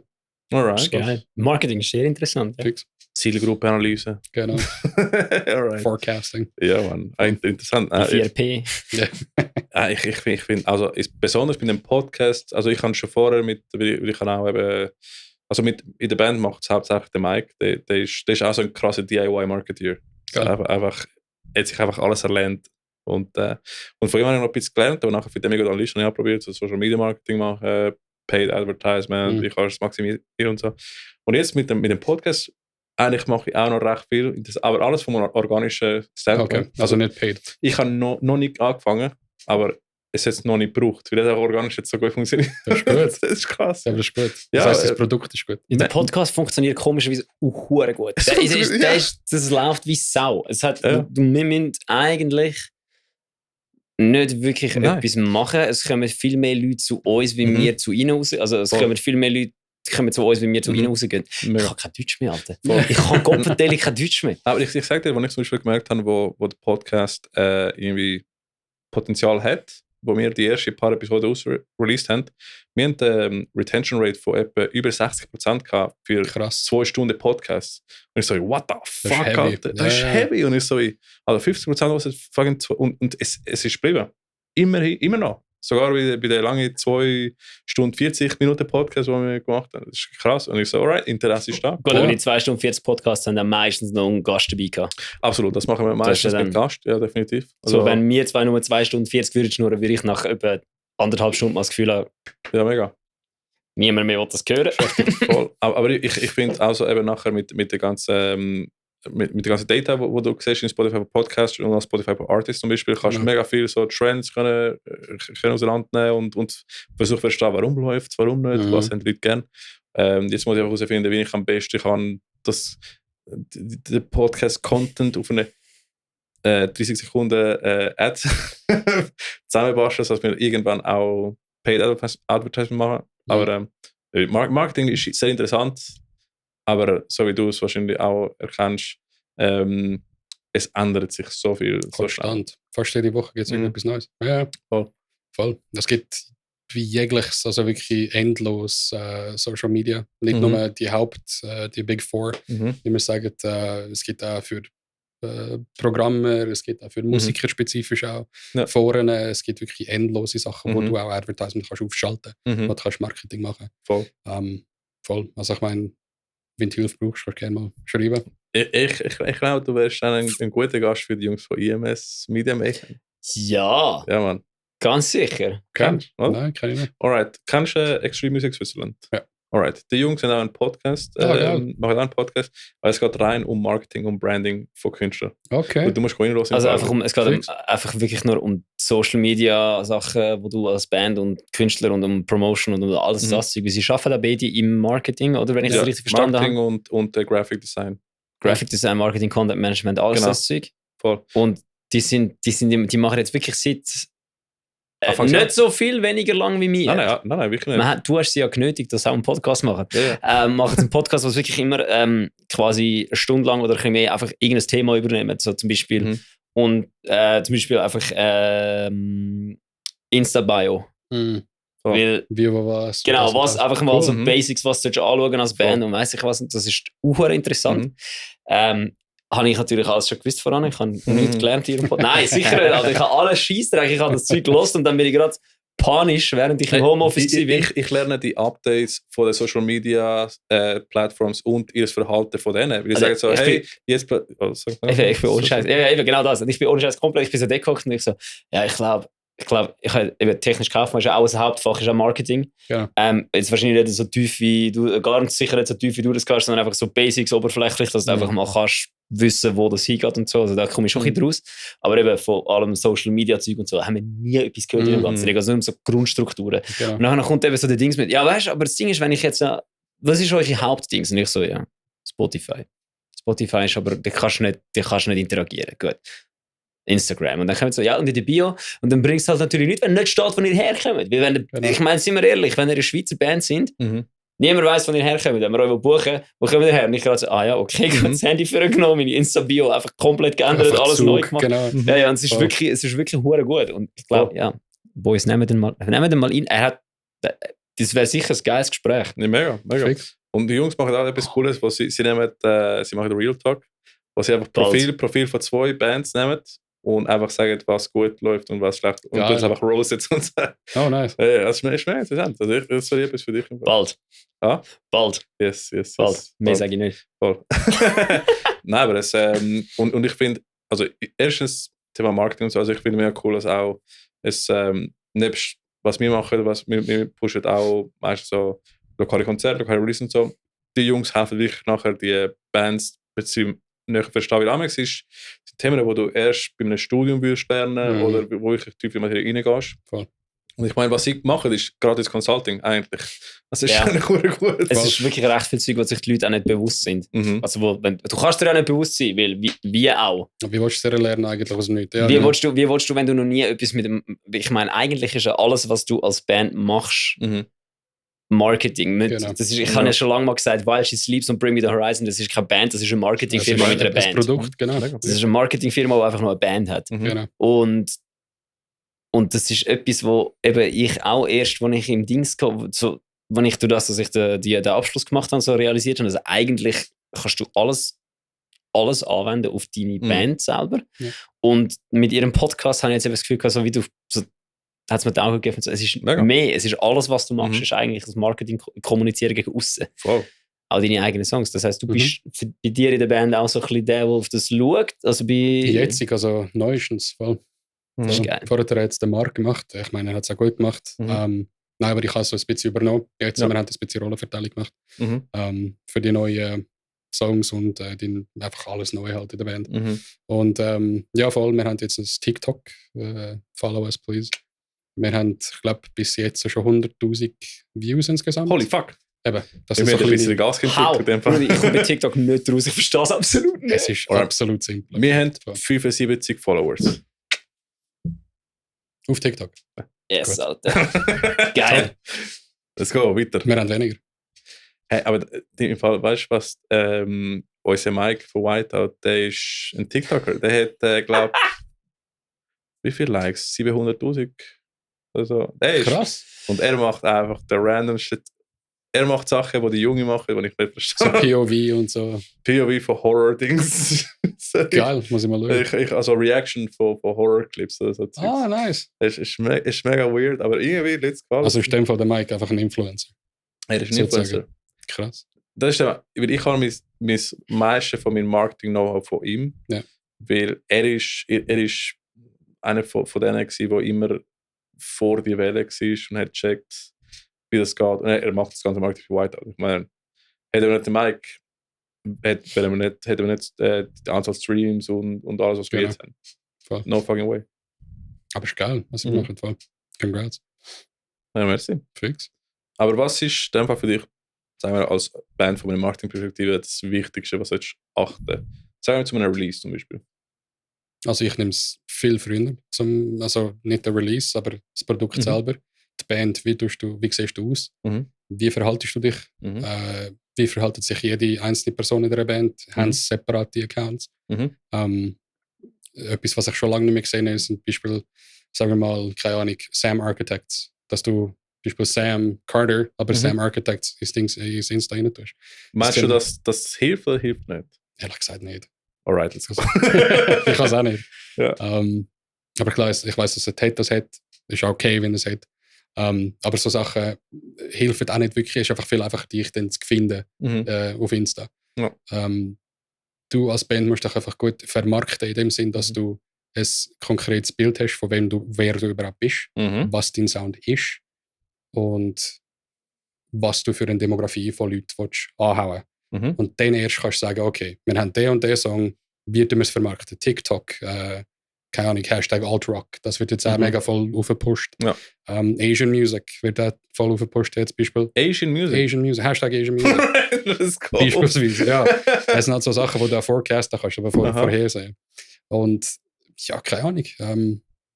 Ich finde, der Song ist fast unwichtiger als das Marketing selber. Mhm. Weil du kannst einen Scheissdreck-Song haben, mega geile Produktion, aber er kann Mhm. trotzdem Millionen auf Spotify Mhm. erreichen. Umgekehrt geht das natürlich Ja, auch. kannst, das stimmt, das hörst das ist ja, das kann man. Man könnte jetzt auch ich könnte jetzt da etwa eine Stunde drüber abranten, das machen wir jetzt gescheiter nicht. Aber ja, das kann man ganz sicher, da hast du recht. Und eben umgekehrt genau das Gleiche. Geiler Song, geile Production und einfach schlechtes Marketing. Da kommst du auf nichts. Mhm. In dem Sinn. Voll. Ja.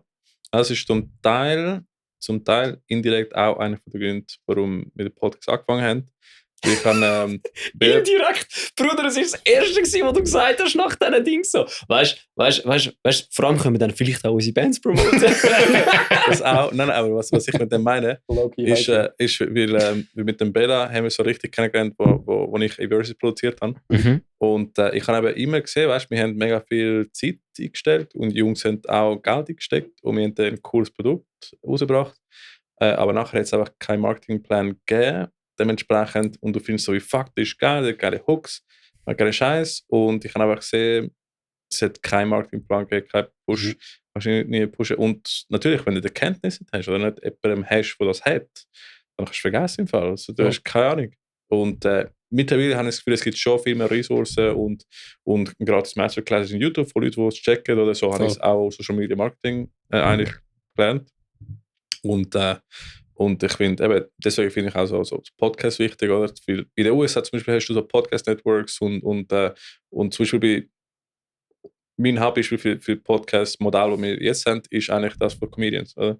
Ich meine, sobald jemand ein Produkt hat oder ein neues Special oder eine neue Film- und Dokumentarserie, gehst du in jeden Podcast, gehst du YMH, Joe Rogan, gehst Legion of Skanks in New York, also Tom überall. Segura. Tom Segura, überall, bei jeder Theo Von bist du dabei, gehst bei Bobby Lee, weißt, überall und das ist überall vermarktet und das ist organisch, weil einerseits, ich habe das Gefühl, wir haben mittlerweile gelernt, dass durch den Rise of Podcasting, dass authentische Face-to-Face menschliche Connection extrem wichtig ist. Viel wichtig, oder? ja. Besonders wenn zum Beispiel, und was ich herausgefunden habe, ist, wenn du zum Beispiel einen Musiker seine Musik gerne hast, oder? Aber nachher hörst du einen 2 Stunden Podcast über sein Leben und die Erfahrung, du fühlst es 10-mal mehr. Also, Absolut. es ist brutal. Und ich wollte, dass mehr Podcasts in der Schweiz kommen. Das ist Macht schon Podcast. wirklich ein guter Punkt, weil du gesagt hast. Ich meine, wir haben es ja auch schon erfahren. Wir sind eigentlich bis jetzt jedes Mal, wenn wir angequatscht worden sind, am Konzert wegen dem Podcast angequatscht worden und noch nie wegen der Band. Mega. Außer einmal. Ja. Einmal, wo der andere einfach uns wegen der Band angequatscht hat, aber nur weil er es im Podcast gehört hat. Aha. Ja, der geile Sieg. In dem Fall war es gutes Marketing. Ja, das ist so. Und eben, ich habe wirklich das Gefühl, es liegt daran, weil du halt einfach quasi mit uns zwei als Einzelpersonen, jetzt mit dir noch, wenn du da dabei hockst, kannst du einfach besser connecten, wenn du quasi einfach, du siehst das Gesicht, du hörst die Stimme und du kannst es mit dem assoziieren und vor allem, es ist nicht einfach, weil wenn du eine Band bist, bist du eigentlich mehr wie so ein Bild. Aber Du bist die 5 Leute hinter dem Bandlogo. Genau. Und das ist Du bist alles. einer von denen und dann, Genau, du bist einfach das und dann hast du einfach wie es hat keinen Charakter, wahrscheinlich es hat schon Charakter und Persönlichkeit, aber nicht so eine greifbare. Nachher denkst du einfach Pause. Nein, aber das ist das Problem, das ist darum wahrscheinlich auch, darum macht es der Mike auch so gut, weil das, was er mit seinem Solo, mit seinem TikTok-Zeug macht, das ist einfach so greifbar. Ja. Du siehst du siehst einen Horrorfilm und du siehst, dass er sich entweder kaputt lacht oder nicht. Und du weißt, aha, ja, okay, ja, mit dem kann ich mitfühlen. Ja. Und das ist hure schwierig, das als Band zu schaffen, quasi, dass die Leute dich greifen. Aber es ist genau das, was ich ja vorher gesagt habe. Was ist dein Produkt? Eben, genau. Wer bist du? Genau. Ja, absolut. Du bist geil, dann muss ich mal schauen, was er macht. Ja, Mann. Genau. Aber eben, das habe ich mit heute Blink 182 hat ja neue Songs rausgebracht, heute, oder? Und dann habe ich das dem Nico geschickt, unserem kleinen Pop-Punk-Hasser. Unserem kleinen, ich höre nur Oldschool-Metalcore-Boy. Er hat uns eben gefilmt bei Breakdown. Nein, nicht bei Big Sonor hat er das gefilmt. Ah, Nico. Stimmt. Genau, und dann. Das ist das Geilste, man. Das ist ein riesen Breakdown of Sanity-Fanboy. Übernehmen wir mit, nicht ihn zum Filmen. Ja. Auf jeden Fall hat er das Gefühl gehabt. Weißt du, du kannst sagen, was du willst, Ich würde es nie so geil finden wie du, weil ich es mit Sally nicht gehört. Das heisst, ich habe keine emotionale Verbindung hinter dem Lied, wo quasi jetzt erklärt, dass die Band sich quasi wieder so nach dem, dass sie sich ja quasi wirklich nicht mehr gerne kennen, nicht mehr können schmecken, jetzt wieder zusammengerafft haben, nachdem der eine Krebs gehabt und der andere einen Flugzeugabsturz überlebt hat. Also ja, das ist schon noch... One more time. Du musst es eben schon noch irgendwie musst schaffen, dass die Leute quasi persönlich abholst und das ist das Schwierigste. Cool.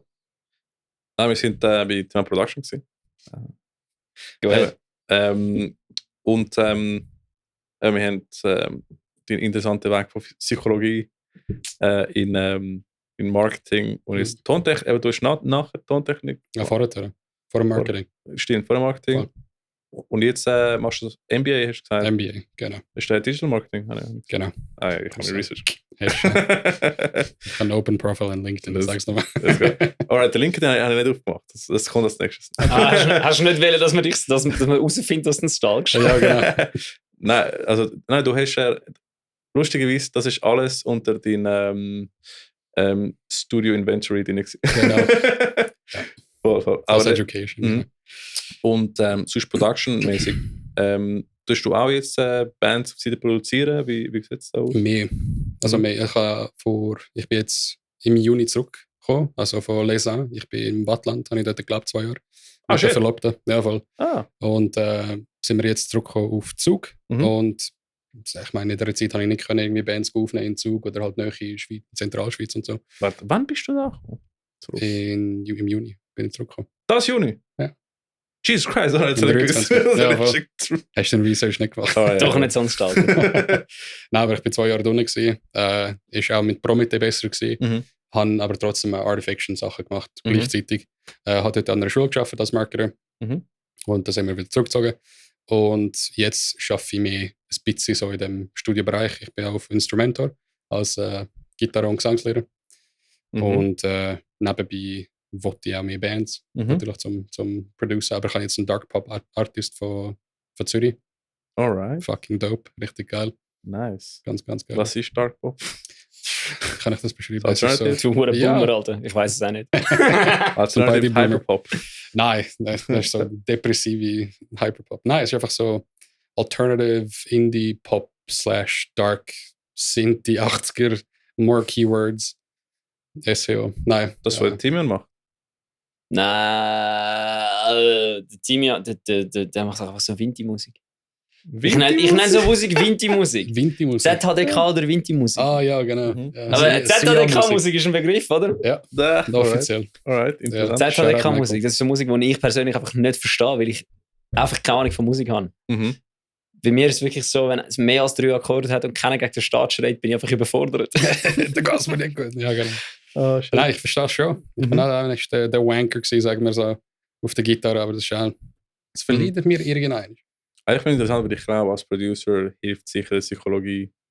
Also, Absolut. Das ist, glaube ich, der grösste Element.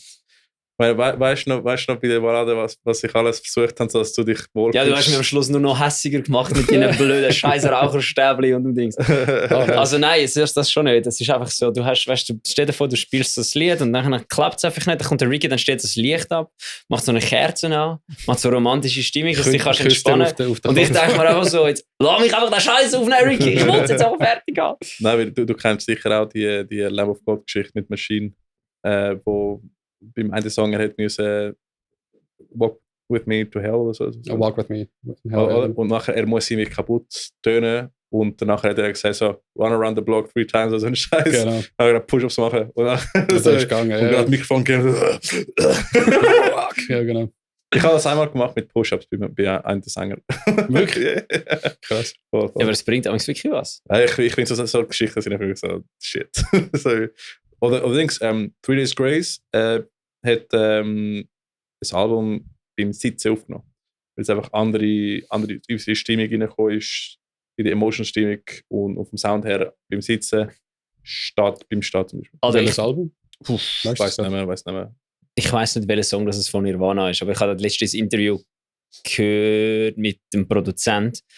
Und der hat das Gefühl gehabt, ich war irgendein Song, About a Girl, glaube ich, ist es. Der hat doch so ein Gitarre-Intro, das so komisch tönt und der Kurt Cobain singt das so weird. Der hat das einfach quasi, sie haben nicht gewusst, was wir machen, dann hat der Kurt Cobain einfach so auf dem Sofa gelegen und gespielt. Ja, genau. Und dann hat er es einfach gespielt und gesungen und dann hat das Gefühl gehabt, ja, das ist geil, ganz aufnehmen. Ja, und dann hat er es aufnehmen und es hat einfach scheiße getönt. Es hat jedes Mal scheiße getönt und dann hat der andere das Gefühl gehabt, okay, Bro, jetzt liegst du einfach nochmal so auf das Sofa wie voran und ich stelle dir das Mikrofon hin. Und das ist dann das, was auf der CD war. Ja. Eben, nicht jeder kann einfach Mikrofon aufnehmen und reinscreamen mit Kopfhörer und dem das. Das geht das habe ich auch schon gemerkt. Ich habe gemerkt, ich kann Screams aufnehmen, aber bei mir nicht mit einem Ständer-Mikrofon.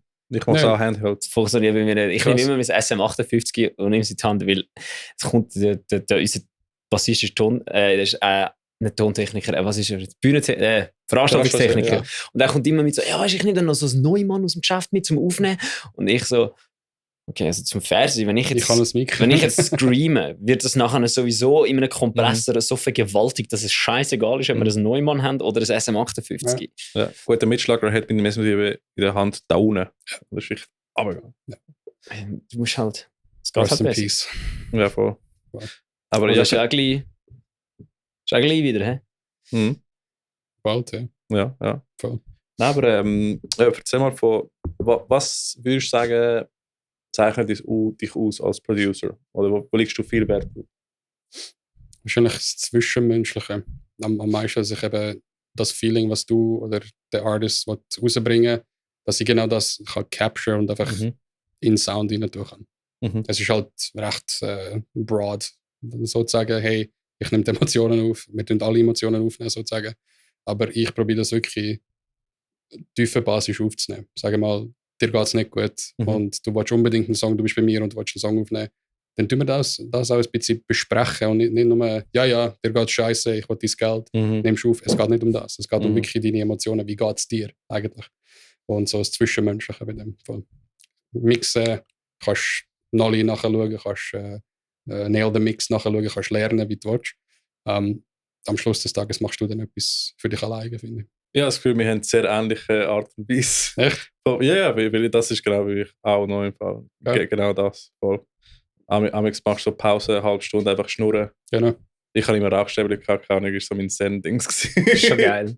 Ja, voll. Nein, aber das ist wirklich so im Fall. Das ist mega wichtig. Ich habe von so vielen Leuten gehört, eben, wo sie so schlechte Erfahrungen hatten im Studio, einfach Recording drücken und so, ja, machst One Take und so. Machst irgendetwas schon gut und so. Voll. Nein, für das wollte ich ja nichts. Also nein, das finde ich auch frech. Ja. Voll. Und irgendwie Geld für so etwas verlangen, nein, dann mache ich es lieber selber für das Geld. Du kannst das Equipment selber kaufen für das Geld, das er dann verlangt. Voll. Wie du hast einmal geschätzt, investierst du dich oft in Songwriting auch rein? Oder, nur wenn es der Typ will. Genau. Bis jetzt, die 2 Leute, die ich mitgearbeitet habe, weil ich immer einen Hauptjob eigentlich hatte. Das ist so Nebenverdienst eigentlich, so Producing. Die haben beide wollen, dass ich Vocal Production mache und Songwriting dazu. Dazu ist es dann auch gekommen, dass ich aber nicht zu viel involviere, weil die Band hat ja eigenen Flavor oder der Sänger will etwas anderes machen. Ja. Und dann sagt er, okay, ich will 80s, Pop, Dark, mach etwas daraus. Und dann ist er immer involviert in meinem so Getue, was ich eigentlich da mache. Ja. Und ich finde das viel wichtiger, als zu sagen, ich mache jetzt meinen Sound und du wirst jetzt meinen Sound nachfolgen. Ja. Das ist eigentlich Sven featuring du. Das wollte ich nicht. Ich will, dass es du bist. Ich habe dich nur produziert. Würdest du in dem Fall auch so machen, dass jemand einfach zu dir mit ein paar Ideen kommt und ihr arbeitet jetzt zusammen? Genau. Ja. Zum Beispiel jetzt, also Dumanic heisst er, ein Typ aus Zürich. Ganz, ganz geile Stimme, ein richtig geiler Vibe und er hat nur Demos zugeschickt. Wirklich iPhone-Demos kurz aufgenommen, hat noch Synthi dazu da, ein bisschen Reverb, hat er gesagt, mach mal etwas draus. Ja. So fix mache ich. Da habe ich 3 Songs gerade gemacht in 2 Wochen. Hat er einen von denen geil gefunden, die anderen nicht so. Und dann entwickelst du halt weiter und weiter. Und ich finde das halt eine gute Sache. Das zwischenmenschliche Beats behalten. Das ist für mich wirklich das Allerwichtigste. Ja, also das würde ich wirklich jedem empfehlen, falls du findest, so hey, bist du so an einem Mauer mit dem Sound oder dem Songwriting oder so. Geh mal zum Sven und hau ihn mal an. Voll. Und weil ich glaube, das ist wirklich ein Catalyst für den Wachstum von einem Musiker. Amigs brauchst du einfach eine zweite Stimme, die neutral ist, die auch weiss, wie mit deinen Gefühlen umgehen. Weil das ist auch, ich habe von ein paar Leuten gehört, die in die Produce gegangen sind und so, ja, ist ein Scheiße. Und Bruder, das sticht richtig. Ja, voll.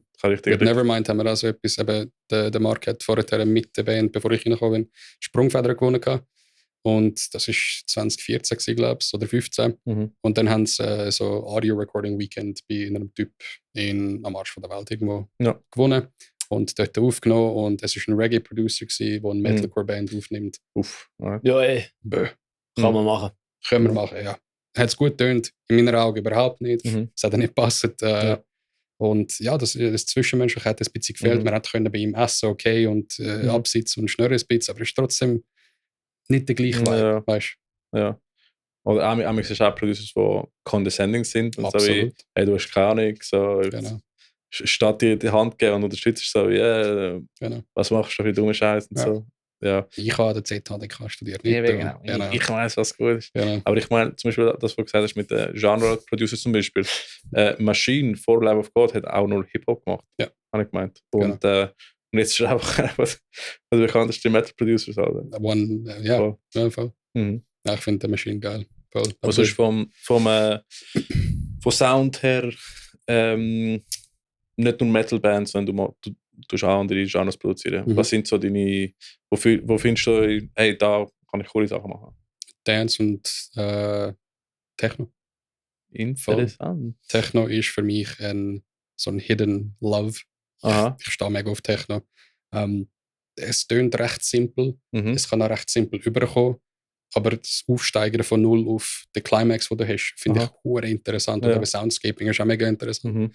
Wie du das eben machst mit was für Plugins, was für Synthes, was für Samples und alles das. Und du kannst wirklich mega viel rausziehen. Aus eigentlich 4 to the floor Techno. Finde ich mega geil. Ich habe im Fall so strange so Side-Liebe beim EDM 2014, 15. So Monster Cat Mix 2015 ist für mich der Shit. Voll. Und ich finde es interessant, jetzt macht eben der Zeier von Defender, damals macht er jetzt auch Trance. Sehr, sehr interessant, was er macht. Ich finde es super geil. Also ich finde es auch mutig, was er gemacht hat. Absolut, ja. Aber ich muss sagen, die Versuche, die ich gemacht habe mit EDM, Dubstep und so, wenn du von einem Setup kommst, von Gitarre, Bass, Drums, es ist so eine andere Welt im Fall. Am Anfang versuchst du es mit dem gleichen Mindset zu nehmen und nachher ist es so wie alright, Layers und nachher musst du die Layers layern.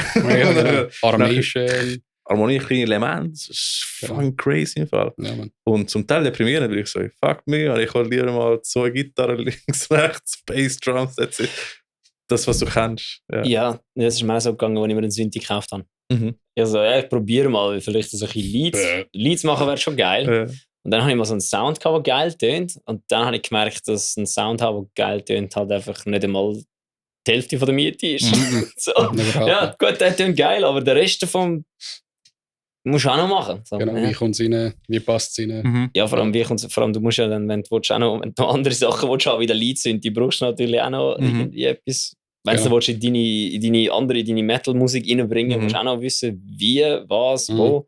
Ja, Lied sind die dann schon geil, aber dann hast du etwas und dann musst du noch, also ich habe keine Ahnung, wie Klavier geht, das heisst, du müsstest dort noch rumtüppeln, das noch herausfinden. Cool. Dann, ja, es ist schon lustig. Also es ist geil, ich mache es auch immer noch gerne, es ist einfach mehr wirklich so Pausenhof-Niveau, aber das ist schon easy. Wo finden wir sonst Referenzen von deinem Sound, so dass die Leute können mal hören und finden so, wir gehen zum Sven. Die müsste ich noch uploaden. Eben 11, Bruder. Ja, genau. Nein, das sind uralte Mix. Die neuen Songs für Artifiction, die habe ich produziert, ich will sie ja mischen. Die werden definitiv die beste Referenz sein bis jetzt. Cool. Ich habe eine alte andere Band gemixt, die Naplava heisst. Der Mix bin ich okay, aber der Mastering ist nicht so mies gewesen. Wir haben uns auch nicht so richtig gut verstanden am Schluss. Und der Dumanic, der jetzt rauskommt, also Dark Pop-mäßig. Ja, aber ich finde, ich habe deine Webseite gesehen und es hat super ausgesehen im Fall, aber ich kann Soundreferenzen gesucht und nachher habe ich halt gesehen, so 11 so 11 und solche Sven. So, was ist das? Ja, genau. Voll. Und ich glaube, und so wie ich höre, du hast sehr ein breites Soundspektrum, wo du dich voll fühlst. Genau. Ich finde es mega cool, zum Beispiel würdest von jedem Sound, wo du jetzt gesagt hast, zum Beispiel mal eine kleine Demo irgendwo von einem Mix, wo du jetzt machst, zum Beispiel so, hey, da Techno, da Dark Pop, da Metal und so richtig. Das ist die Website. Also ich glaube, im Fall auf Fiverr siehst du das, was ich vor 1,5 Monaten aufgeladen habe. Genau das. Techno, Dark Pop und Metal. Aber genau das würde ich mega cool für deine Website finden, wo kannst du gerade so klicken, da verschiedene Sounds. Ja. Und dann kannst du auch als Künstler auch vorstellen, so, vielleicht, ich habe keine Ahnung von Synthes, aber vielleicht wollte ich mal ein bisschen experimentieren, vielleicht kann ich das Sven reinholen. Und dann kannst du sagen, mit Metal, mit das und da ein bisschen Techno-Breaks und so Scheiße. Genau, aber die Webseite muss ich fix updaten, unbedingt. Aber sonst sieht die Webseite super aus. Also, ich habe alles gefunden, ich habe Research gefunden, aber wenn Sounds, dann wollte ich schon noch reinlassen. Ja, nein, kommst du über alle Links. Aber du hast auch gesagt, du machst jetzt auch Unterricht, oder? Genau, mit Instrumentor in Zürich. Der Marc Schaff ist auch dabei. Ja, ich finde es einer der besseren Services, also einer der besten in der Schweiz. Die nehmen kein Geld. Das ist einfach wirklich pur von Musiker zu Musiker. Und an die Lehrenden auch. Dort tue ich Gesang machen, Screaming, Gitarre und Klavier als Begleitinstrument. Und voll bin dazu gekommen, jetzt, nachdem ich zurückgezogen bin, zu sagen, hey, ich will auch ein bisschen nicht fokussieren auf die Musik, aber auch ein bisschen Fokus setzen, nachdem ich 2 Jahre wirklich kaum etwas in der Musik gemacht habe. Ja. Wieder das machen und voll. Den Link zu meinem Instrumentor findest du auf meinem Instagram. Wir tun alles verlinken. Aber ich finde, du hast auch sehr wertvolle Kenntnisse im Music-Marketing-Bereich. Machst du auch so Consulting dort? Ich habe es mir überlegt, vorher wollte ich gerade das eigentlich ansprechen, dass meiste Bands, ich kann eigentlich so ein Consulting öffnen, aber eben wie genau das, was wir ja vorher besprochen haben, von du nicht prahlen, spiel nicht den Rockstar. Warum würden die Leute zu mir kommen, wenn ich bis jetzt nur eine Band kann oder 2, Prometheus 60'000 Likes auf Facebook und keine Ahnung, fast 2000 mit Artifiction. Was hat er für eine Ahnung? Wie kann ich mich da vermitteln? Das ist immer noch etwas. Ich komme eben vom Haupteinkommen separat, hat nichts mit Musik zu tun. Ich habe mir schon einmal überlegt, einfach zu sagen, hey, ich mache Social Media Marketing für Bands. Warum nicht? Voll. Hast du mal überlegt, du sprichst so 1, 2 Pilotbands zum Beispiel ins Boot einholen, wo du nachher als Referenz kannst nachher angeben und mit denen quasi so zeigen, was du kannst und wie es sich verändern kann. Ja, voll. Aber eben, ich will auch nicht alles anbieten. Weißt du, was ich meine? Klar, Beispiel Mixing, Mastering, Production, Songwriting, keine Ahnung, Marketing auch noch. Das ist ein bisschen zu viel. Und du musst aber passt alles irgendwie zusammen. Natürlich, aber das ist ein Package. Aha. Und dann wäre es natürlich auch schon gut, wenn eine Person sagt, ich will das nochmal oder das und das, dann kannst du das Package auswählen. Ja. Aber bis jetzt, wie gesagt, will nicht prahlen, will nicht sagen, ich mache alles, komm zu mir, ich bin der Beste. Ja. Du kannst dir auch easy über Zeit aufbauen. Genau. Das ist ja wie, hast ja absolut keinen Stress mehr. Und eigentlich bin ich in dem Stadium jetzt, dass ich das wirklich auch langsam aufbaue, sage, hey, ich mache Lessons, wenn ihr zu mir wollt, könnt ihr über Instrumentor, Mixing Mastering über meine Webseite. Ja, da könnt ihr auch Band, Social Media. Wie ist nochmal die Webseite? sundinmusik.com. Genau. E-Mail ist business@sundinmusik.com. Alright. Ich finde es interessant im Fall. Sehr viele Skills, sehr viele Sachen, die mega notwendig sind und Finde ich auch. wo wir auch oft merken, dass es nicht alle so im Griff haben. Ich meine, wo ich Ich bin einer davon. nein, aber du bist auch in Facebook von Business blockt worden, weil du zu schnell hast Ad einschalten. Ich kann gar nicht wählen. Du hast gesagt, ich soll. Ja, aber Ich bin ziemlich sicher aber Hey. auch geblockt worden, weil ich meine E-Mail-Adresse vor 14 Jahren registriert habe, Aha. nie bestätigt Gut. habe, nie irgendetwas gemacht Gut, habe und der Ad- Facebook einfach meint, ich hasse sie. und der Immediate Ad-Song hat auch Hidden Crime geheißen. Okay, okay, fair enough. Ich glaube so wie im Zucki hat er dick Block. Ja, jetzt, ich kann nie mehr Musik Werbung auf Instagram, auf Facebook schalten. Geil. Ist Nur organic. egal. Komm, wir schaffen es schon noch, die Leute mürb zu machen. Nein, ich habe mir schon mal überlegt, zum Beispiel mal mit Metal Cerebral zum Beispiel auch Ads auf der Playlist machen, zum Beispiel, dass wir können mehr Leute schicken zum hören, aber dass dann nachher auch an den Rest der Leute noch ein bisschen etwas bringt. Aber wahrscheinlich immer in Zukunft. Weil es ist so, die Marketing-Seite ist schwierig und viele wissen es nicht und du schaffst so hart, um etwas zu machen und nachher, dass niemand nachher reinlässt, ist so. Obwohl, du weißt, wir werden hören. Ja. Und wir werden das kommentieren und im Podcast erwähnen. Dafür haben wir es auch eröffnet. Vielleicht hat irgendwann jeder einen Podcast und dann hören alle Aber- den. Genau. Weil einfach jeder muss, um quasi Neue können Social schnurren, Media, muss er genau. hören, ja. Ich wünsche mir das so hart im Fall, dass nachher zum Beispiel, hey, ein Podcast in Solothurn, einen in Thun, und nachher, wo du kannst die Rounds machen und nachher weißt, wie wir als Podcast oder Bauen wer eine was zum Parallelgesellschaft zum Beispiel. SRF auf.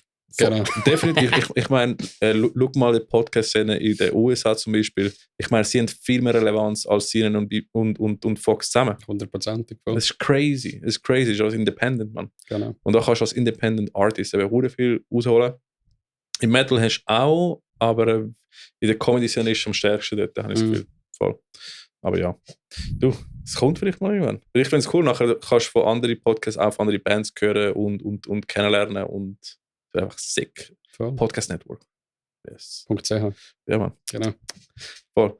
Nein, aber ich glaube, wir haben mal alle wichtigsten Themen mal rausgeholt. Ich kann mir die Liste schon Bist du durch. sicher? Geh die Liste nochmal schnell durch. Mhm. Nicht, dass du nachher etwas vergessen hast. Ja, ich habe zum ersten Mal die Sachen aufgeschrieben. Das stimmt Nice. nicht. Nein, Bei stimmt Breakdown nicht. of Sanity hat das auch schon aufgeschrieben, er hat es einfach im Auto vergessen. Genau. Aber nachher habe ich es kontrolliert und ich kann tatsächlich alle Punkte. Besprochen können. Ich bin mir ziemlich sicher, du hast die Liste auch mental schon 8-mal abgearbeitet, bevor Ja. wir überhaupt irgendwo in der stimmt. Nähe vom Auto waren. Stimmt. Nightshade Romance. Ah, ja, Sag genau. mal. Das ist ein Solo-Projekt, EP, wo der bald rauskommt. Also Long Play eigentlich. Mhm. Kein Album. Das ist pur ich. Mhm. Ich habe das seit 2 Jahren aufgebaut. Alternative, Metal-esque, ein bisschen Shoegazy. Alright. Ja, voll. Selber produzieren, eventuell noch mit dem Buster zusammen. Buster Rodelholm. Damn, oh Voll. shit, alright, Bruder. Ja, voll. Aha. Bin mega proud von diesen Sachen. Das ist wirklich the best Material, das ich jetzt habe. Mhm. Ja, voll. Keep your eyes peeled. Es kommt Alright. bald irgendwann raus. Hey, interessant, Mann. Yes. Alright, dann. Oh, 2 Sachen, die... Fuck, Alter. Hm? Sorry, ich habe noch einen dummen Spruch gebracht, mach weiter. Was habe ich noch vergessen? Nein, das habe ich alles eigentlich. Ja, ich glaube, ich kann. Sorry, ist der Sticker da oben eigentlich ein Versuch von einem Backdrop? Voll. Das siehst du. Schau, ich zeige dir mal alles, was ich aufgeschrieben habe und ich kann alles erwähnen. Okay. Love for Chapman and Dorje. Mhm. Solo Stuff. Mhm. Question mark 1111. Where is it? Nightshade Romance. Artifiction and Promethe. Mhm. Nachher Production and Mixing. Mhm. Beginning, Present, Future. Mhm. Bist schon ein bisschen. Hast du alles eigentlich schon? Ja, Was sollten mögliche Kunden am besten anhören? Mhm. Haben wir auch gedacht. Vocal Lessons, Technik und Aufwärmen, das haben wir nicht geschaut. Aber ja. hast du überhaupt eine Aufwärmroutine? 45 Minuten. Holy shit. Voll. Alright. Also jede Show, seitdem ich das eigentlich eingebracht habe, seitdem ich bei Art of Fiction bin, Mhm. habe ich wirklich von Clean Gesang, Mhm. mache ich halbe Stunde und dann wirklich von Fry über zu False Chord. Alles, das einfach mega warm ist. Natürlich an dem Tag Mhm. schon vorher irgendwann ist Licht reingekommen, dass langsam das reinkommen, dass es einfach nicht kalt ist. Ja. Kalt ist ein Begriff, wo deine Stimme ist eigentlich nicht kalt. Ist wie ein Motor. Ja, genau. Ja. Richtig. Und voll 45 Minuten wirklich Skalen, etwa 10 Minuten, 15 Minuten, dann so Jumps hin und her, Kopfstimme, Mix, Voice, hin und her, alles das, etwa 15. Wir haben recht viele Sachen mit Mix Voice. Mit Wix Voice. Wix Voice, genau. Das ist OnlyFans wieder. OnlyFans, geil. Und dann nachher Screaming. Das ist so das Allerwichtigste. Wo hast du das Ganze erlernt? Ich habe 2,5 Jahre beim Andi Portme in Horb in Luzern Gesangsunterricht gehabt. Er ist mein absoluter Mentor, A bis Z. Er hat mir das beigebracht. Alright, interessant. Und Screamen nicht, das habe ich mir selber beigebracht. Also er hat Clean Gesang, genau. Alright. Und einfach so Mix Voice und ein bisschen hoch singen und so. Ja. Und dann Screamen habe ich durch YouTube. Wirklich alles selber beigebracht. Alright. Ja. Hast du nicht den Zen of Screaming geholt? Nein. Alright. Ja. Ich habe es mir eigentlich illegal abgeladen, Torrents. Ja, LimeWire ist auch noch etwas. Same, ja. Und dann habe ich es geschaut, ich so, ja, kannst du auch, aber ich mache es halt etwas, ich mache es anders. Over the pencil, under the pencil. Ja, voll. Ja. Wahrscheinlich, wann hast du das eben gelernt? Im 14. Hast du im Cookie Brits seine Videos geschaut? Ja. Eins von denen, ja. Genau. Jawohl. Ja, genau. Ich liebe Infidel Amsterdam. Grunt. Pigs will we. Ja. Einfach direkt. Fucking legendary Videos. Also, dann haben wir Bachelor Musik und Sound. Aber lohnt sich, hast du ja gesagt. Voll. Das wäre vielleicht interessant. Was ist das Wertvollste, was du mitgenommen hast vom Studium? Musikstudium. Oder Psychologiestudium. Oder beides. Whatever. Voll. Wo du meinst, was das Wichtigste ist, wenn du beides hast, von beidem etwas hast. Dass du ein Studium hast, sagt nicht aus, dass du alles weißt. Du kannst immer, egal was du für einen Status hast, egal was du für ein Diplom hast, du kannst immer auch, wenn die Person nicht diplomiert ist, kannst du von denen auch genauso viel lernen wie von einer diplomierten Person. Alright. Genau das. Ja, voll. Ich meine, als ich meine Audio- mit Tontechnik-Abschluss abgeschlossen habe, meine Mixes sind immer noch scheiße gewesen. The journey had just begun. Genau. Und sind immer noch ein bisschen scheiße, weil ich mal so weiter prüfen. Hey, also die eine EP, die du für Reverses gemacht hast, die ist schon geil. Ich bin jetzt schon so die Die ist geil. Sehr rausgekommen. Voll. Muss ich wirklich sagen, finde ich geil. Aber hey, Ricky. Weißt du, Hey Ricky. voll, nein, das ist gar nicht. Also schau jetzt, wir haben da einen Musiker, der schon viel Konzerte gespielt hat. Und du hast jetzt jedes Mal irgendwie nach crazy Tour Stories oder crazy irgendwie so. Greenfield, so, stimmt. The most insane thing ever happened. Alright. Das ist ein, frag mal. Frag so, wo da war. Darum habe ich gedacht, irgendwann kommt es schon noch. Aha. Aber dann mache ich es jetzt halt. Sicher. Gern. Ja, Warum sind wir ein Team, Brudi? Warum sind wir ein Darum? Let's go. Nice. Teamwork makes the dream work, Alter. Yes, Nein, eben, du machst ja eigentlich auch schon länger Musik und bist am Touren hast du auch schon gemacht, gell? Und Konzerte spielen und oft ist das schon. Also, was sind so ich wollte jetzt nicht irgendwie Top 3 oder Top 5, aber hast du irgendwelche Stories, wo du kannst sagen, das wäre dir ganz sicher nie passiert? In dieser Situation wärst du ganz sicher nie gewesen, wärst du jetzt nicht irgendwie als Musiker unterwegs. Und ich meine jetzt nicht, dass du auf einer Bühne stehst vor einem Greenfield, klar. weil das ist ja, das passiert halt, wenn man gute Musik macht. Merci. Also, und gut sich vermarktet und alles Wüste. Aber ich meine mehr so Zeug, eben so Backstage-Sachen. Ich bin jetzt mit dem, eben mehr so eine funny Story am Rand. Ich bin am Grenichen mit Save Last Breath und habe dann 5 Minuten bevor der Baboon Show angefangen hat, habe ich aufs WC wählen. Dann kommt so eine Bassistin, sie sind ja Schweden, Ja.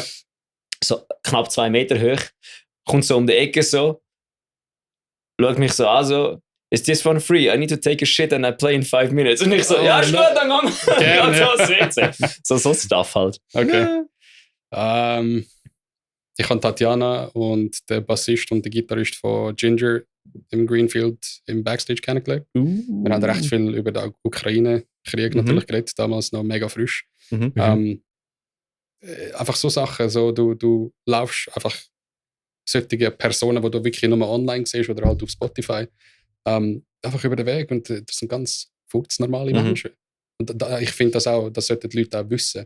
Don't be starstruck, das sind genauso gleiche Typen wie wir. Oder Typen. Aber sonst, es gibt eine Geschichte, wo ich leider nicht dabei war. Das ist im 17. Artifiction in der Tschechei, in Tschechien. Ist halt nicht so eine crazy Story, ich sage es auch nicht live.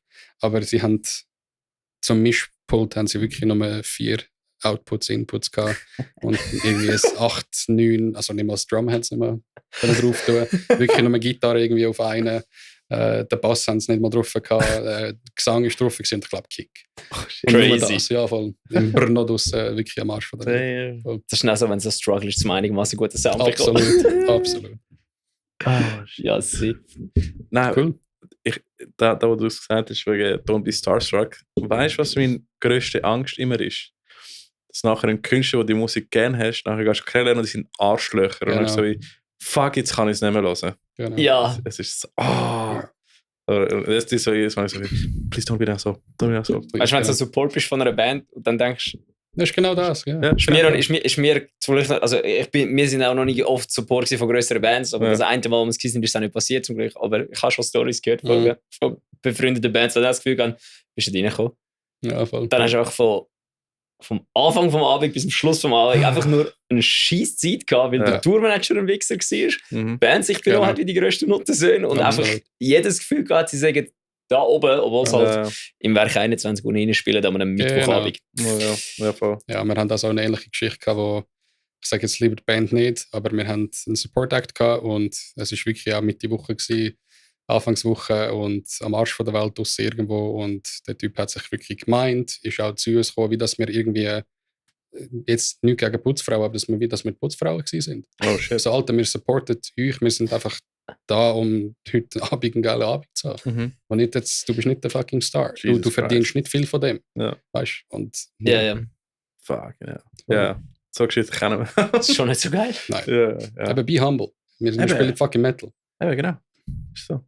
Ja, eh. Wir schreien uns gegenseitig an für ein bisschen Geld und Genau. have fun with it. Voll. Ja. Aber deswegen bin ich auch Fan von, wenn Künstler nachher auch in Podcasts sind, wie zum Beispiel der Downbeat Podcast, ist auch Mhm. sehr cool, weil wenn du 2 Stunden lang durchredest, du merkst, ob die Person eine chillige, humble Person ist oder ein fucking Arschloch Ja, ist. Arschloch, Es genau. ist Authentizität kommt raus. Ich meine, in kurzen 5 Minuten Interviews für EMP wirst du vielleicht nicht sehen. Nein. Aber wenn du 2 Stunden lang mit jemandem redest, dann kannst du wirklich so ein bisschen die Natur und die Art und Weise der Person kennenlernen. Da finde ich ja. Nein, der Downbeat, der ist geil. Das ist sick. Das ist Ja. sick. Das ist verdammt geil. Aber ja. Wer ist das schon wieder? Das ist der vom, Mit dem oder? genau, Vom Drummer von Dings, Wie von heißt- Straight from the Past. Straight from oder? Path. Craig Reynolds. Ja, genau. Ah ja. Sehr, sehr cooler Podcast. Der ist auch mittlerweile mehr Fame wie seine eigene Band, oder? Ja, glaub schon. Würde ich schon sagen. Dings, der Garza Podcast ist auch der Shit. Ist ja gut. Ah, ist super. Ist super im Fall. Ich habe bis jetzt Lieb's. nur die Episode mit Paleface gehört, aber die ist super gewesen. Du hast meistens Deathcore und HC-Bands drin, aber es ist fucking geil. Nice. Voll wirklich interessant. Weil, du merkst auch, der Garza, der ist eine Legende, Mhm. aber er ist ein fucking Fan von seiner Local-Szene und so, die Band ist fucking Das cool. ist nice. Und und nachher fängt er schon mit anderen Deathcore-Bands von Anfang 2000 und so, weißt du noch die Band und die dort gespielt haben, so, wow, es ist so, Ja. du spürst die Liebe. Oh, speaking of Chapman.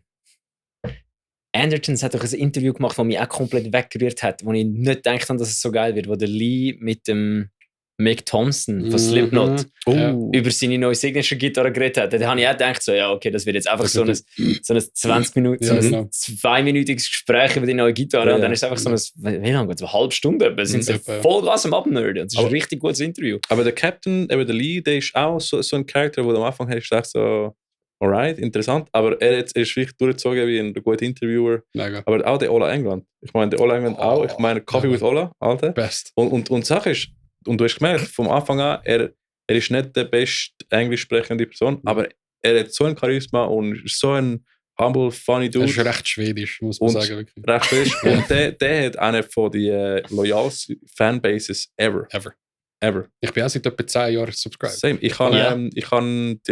wo er Winter rausgebracht hat, habe ich den CD-Pack mit Instrumentals, Mixing, Geil. mit den Mixing-Tracks. Und weißt, damals war es recht blöd, gewesen, weil er hat die Tracks geschrieben, alles cool, aber es sind nur DAs gewesen. Und ich habe sowas von keine Ja. Ahnung von Ton und ich so, no! Fuck, ja genau. Ich so, ja, nachher mit so, wo habe ich es geschickt? Guitar 3 for Waves durch und einfach kein Ton. Ja.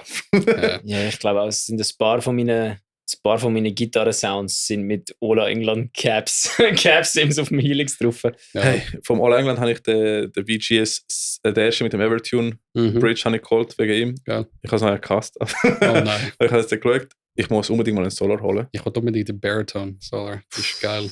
Solar Wie fucking 29 irgendetwas. Ja, Das ist schon nice. Solar Musst ist du mal safe das Breath fragen. Haben die Solar? Ich glaube, beide Solars, ja. Ja. Das ist schon Ich geil. finde es immer, der Moritz braucht so eine fette Firebird, das wird hure geil aussehen. Immer. Nice. Ja, egal.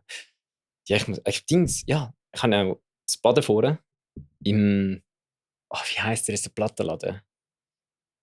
Weißt du, wie der Plattenladen im Baden heisst? Plattenladen 66 oder so? Kann ich nicht. Keine Ahnung, jedenfalls hat einen riesen Plattenladen. Dort habe ich einfach so eine The Haunted CD gesehen. Und Geil. dann, ja, okay, geil, von die kaufe ich jetzt. Einfach so da, Nice. ohne irgendetwas. Der Hand ist schon nice. Ja, Mann. Ich glaube sogar eine, wo er gar noch nicht dabei ist. Aber ich so, okay, doch, The Haunted. Man, die sind cool Fix. da. Shit. Oder geile Sicht. Oder geil. Smola jeden Sonntag. Jeden Das ist einfach Sonntag. lustig, Mann. Ja. Weil ich kann jetzt letztes weniger, aber die Coffees with Olaf versuche ich immer zu schauen. Hm. Ah, die sind auch geil. Ja, das ist einfach sick. Ich liebe einfach die Willie Chuck-Serie. Ja. Wo er einfach so einen Amp nimmt, so, okay, so now we have the question, Willie Chuck, so, Mhm. Bruder, es ist ein PB5150 Ja, genau, Mega. genau. Nein! Turns it on, hat er so einen Timer, 3 Sekunden. Ja, Ja, voll. es ist ein Jug. Ja, genau. Oder wenn er offen eben so einen Amp hat und er stellt ihn ein und dann ist er einfach so auf dem Clean-Kanal am Dings und ich so, Ja. Brudi, Einfach ein Knopf. so, Brudi, das ist, und dann ist so 3 Minuten lang so, oh yeah, it has a Crunch Channel. Ja, genau. Hey, was meinst du, wenn wir die kleine News da sonst mal durchgehen? Die kleinen News. Ja, voll, ein bisschen. Wir können Ja, ein man könnte sicher, einfach die kleinen können wir sicher durchgehen. Ja, Kannst du voll, machen, schnell? voll. Ja, ja. Wenn wir Machen das wir Wenk schnell. schnell kleine News vorlesen lassen. Voll. Sure. Er sitzt auch schon so da, als wäre er ein News Anchor. Genau. Das war schon Ah. sicher die seriöseste aussehende Person von uns. News, Musik, laut. Metal Servola, breaking news.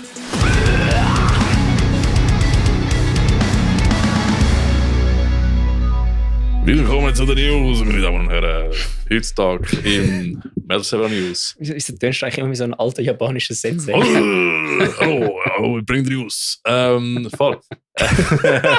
Cancel in Japan. Cancelled, ja, fix. Wir haben sogar in Spotify für Podcasts weniger als 1% von Japan, weil der Dano ist in der Ferien in Japan und deswegen erscheint Japan. Nein, das ist nicht der Dano. Du siehst, wo Leute in der Ferien gegangen sind. Ja, das ist das Gute bei uns, wenn du so unsere Bands anschaust, dann siehst du so einen, wenn du die Stats durchgehst, und dann siehst du so, ja, okay, dort war wieder einer in der Ferien von meinen Genau. Kollegen, dort war wieder einer in der Ferien gewesen. Ja.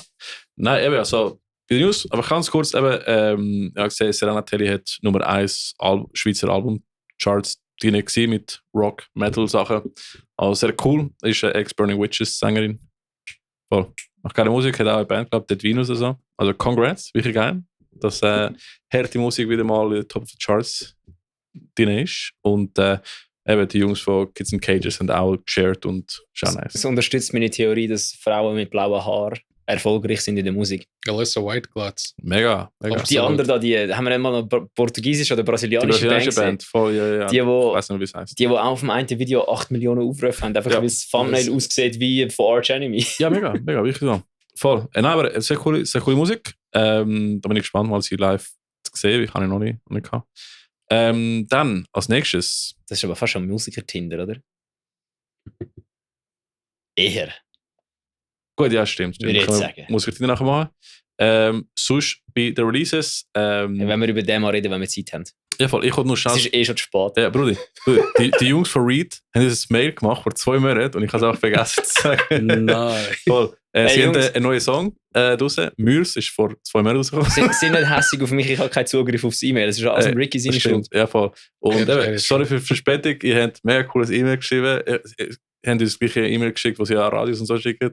Und eben, congrats, ich habe es schon gelesen, es ist schon unsere Playlist sogar. Also, Ja, der Song ist geiler geil. Scheiß. Könnt ihr es hören. Es heisst Read, nicht Read, jetzt weiss ich es. Voll. Genau. Wann haben sie uns das gesagt? Im Greenfield. Im Greenfield, wo ich Ja. hackevoll war, hat er mich gerettet. Eben, ja, voll. Das war so funny gewesen. Genau. Dort war nämlich irgendjemand gewesen, und dann hat der Kollege gesagt, hey, der Bella ist Metal-Servola prominent, der kennt man. Und ich so, ja, als ob man mich kennt. Dann kommt der Sänger von Reed, kommt so über den halben Campingplatz rein, hey, du bist der von Metal-Servola, du bist der. Und ich so, oh mein Gott, nein, hör auf. Dann kommt er so, unsere Band heißt Reed und läuft wieder weg. Oh nein. Ja. Ich habe mir Reat gesagt. Wir sind schon Reat. ziemlich gut. Ja, ich habe mit- angenommen, sie machen Musik auf Retro-Romanisch. Aha, ja. Also von dem her ist es nicht so Reat, ist ja, nicht ja. weit weg von, oder? Voll, Also, voll. Ja, macht Sinn. Geil. wir sind Champs bei Names mispronouncen. Das ist einfach so. Ja, Aber definitiv. Ist auch das Talent. Was gibt es da für coole Konzerte? Oder kannst du sagen? Ja, Sicher. voll. Lassen wir das Voll. Sven das machen. Next up, Unearthed mit Dreamshade und Trust the Shark Holy am shit. 8.11. in Kifarau. Ganz, ganz geile Show. Alles sick, Mann. Das nächste sehe ich leider nicht, weil ich meine Brille nicht habe, aber Ah. Alien Bubblegum. Ist das richtig? Ja, Yo. das ist gut. Das ist Und richtig. Time to Eat the Dog am 23.09. im Ebrietas. Let's go. Das ist Punk-Abig. Jawohl. Und zum letzten, Also wenn ich, weißt du, ich könnte eigentlich dort hingehen, anstatt aber ich will Harakiri von der Sky schauen. Ah, ist der halt, Aber 50 Stutz und sie sind Vorband, die erste. mit wem spielen sie? Ja, mit so Black Metal Bands, die ich nicht wirklich Aha. höre. Ja, dann Ah, ja. lass es. Aber Harakiri von der Sky ist das Beste. Egal. Ist der 20. Freitag? 29. 23. Nein, das ist nicht der gleiche Tag. 29. Sorry, ja, ich gehe wahrscheinlich dort. das ist Aha. doch am Das Samstag. ist der Samstag. Ich kann Ja. nicht gehen, weil ich an der Hochzeit bin. Ah, Das ist ah, morgen. Wenn der Podcast rauskommt, ist es morgen. Ah, ja, stimmt. Ja. Weil Ah, jetzt in haben wir dem den 21. Genau. Ja. Do you remember the 21st night of September? Das ist im Fall so gut geplant von euch. Unser Outdoor-Song ist immer der Song. Jedes Mal für Okay. Art Fiction, absolut. Ah. Geil. Fall. Alter, urgut. Stimmt, an das kann ich mich erinnern. Geil. Nice. Und, Fucking hell, das ist mal, ja, smart, haben wir gut gemacht. voll. Ja, und dann nochmal ein Reminder. Am 30.09. in der Kantine Bülach gibt es Matchbox Whispers, wo der Brudi da spielt. Dann Luke seine Band, beziehungsweise Her Name Was Claire. Und Black Bag Jackal, ich habe es richtig gesagt diesmal. Yes, ich verstehe Das ist nicht Big Black Dick, alright. Ist gut gemacht. Das ist gut. Big Black Alright, das ist am 30.09. in der Kantine Bülach. Ich glaube, ich bin dort dabei. Voll. Geil, kannst du meinen neuen Bass anschauen. Gehen wir mal, ja, das kann ich mal ausprobieren. Voll. Ja, dann haben wir mal kurz und knackige News und gehen wir sonst zum Musica Tinder.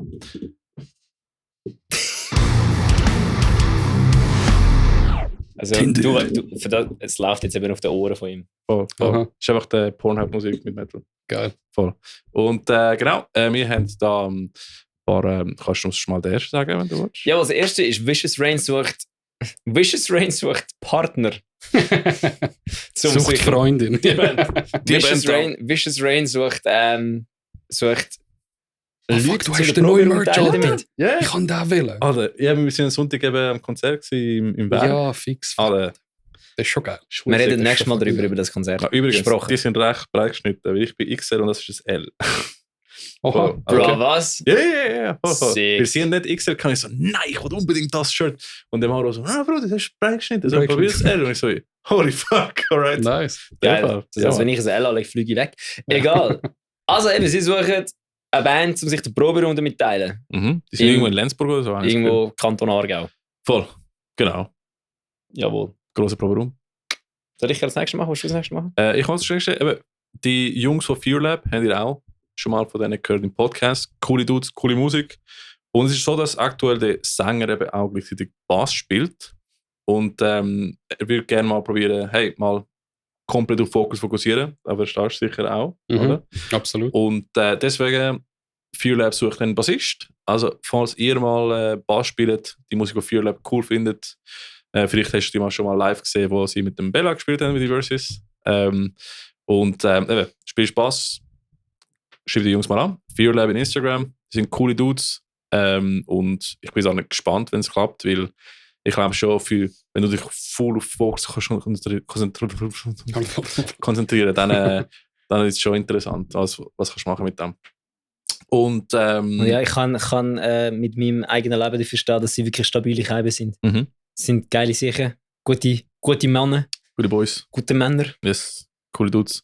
Und sonst kannst du Sie kommen aus der Region Winterthur, das wäre vielleicht auch noch etwas, was wir müssten sagen. Ah ja, im Winter, genau, ja, voll. Und ja,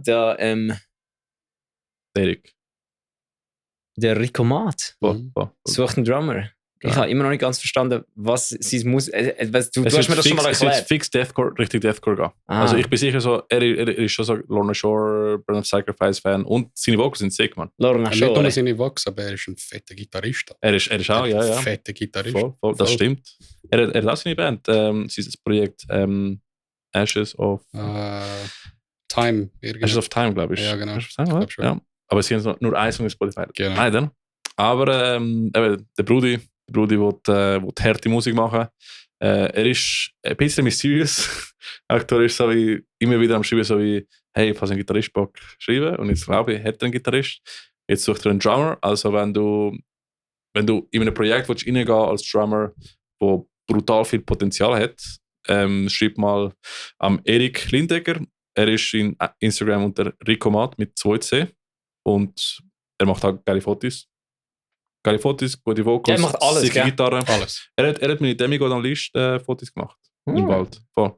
Er ist super. Cooler Brudi. Schreib dir mal, wenn du Drums spielst und in einem coolen, harten Projekt willst du dabei sein. Darum weiss ich nicht, wenn du Rico Mat schreibst, was es jetzt ist, weil er macht alles. Er macht alles. Mhm. Ich glaube, Rico Mat ist sein Account für Fotos und er hat auch Erik Lindecker Ja, genau. als persönliche IG, aber er postet persönliche Sachen bei Rico Mat. Ich komme nicht mehr raus. Also schreibst mal am Erik Lindecker, aber an Rico Mat, wenn du Drummer bist und willst in einem harten Projekt dabei sein. Ich glaube, es wird ballern, Brudi. So schreibe dem Ricky, er kann euch weiterleiten. Genau. Wir tun alles verlinken, sonst da unten. Ja. Yes. Ja, aber ich glaube, das ist gewesen. Gewesen gesehen. Hey, Danke, Sven. merci Merci mal. euch. Es war mega cool gewesen. Und ich glaube, cool. es wird sicher nicht das letzte Mal. Ich glaube, da werden wir sicher nochmal von Brudi hören, wenn Artifiction neues Zeugs rausballert. Yes. Mann, let's go. Also ich bin mega gespannt. Ja, merci, dass ihr den Podcast gelost habt. Ja. Wenn du vorher gespult hast, bis dahin, dass es so aussieht, als ob du ihn fertig geschaut hast, Aha. fick dich, los Ja. den ganz. Sag mal, Ist hast interessant. du letzte coole Wörter für den Abschluss? Letzte coole Wörter für den Abschluss. Letzte liebe Wörter für die Zuschauer und Zuhörer? Beischlaf ist ein cooles Wort. Was ist Beischlaf? Beischlaf. Also, ciao Beischlaf ist. Ich erkläre es dir nachher. Alright, ciao zusammen. Nein, erklär mal, was ist Beischlaf? Beischlaf ist ein schöneres Wort für Ficken. Alright, cool. Okay. Ciao zusammen. See ya.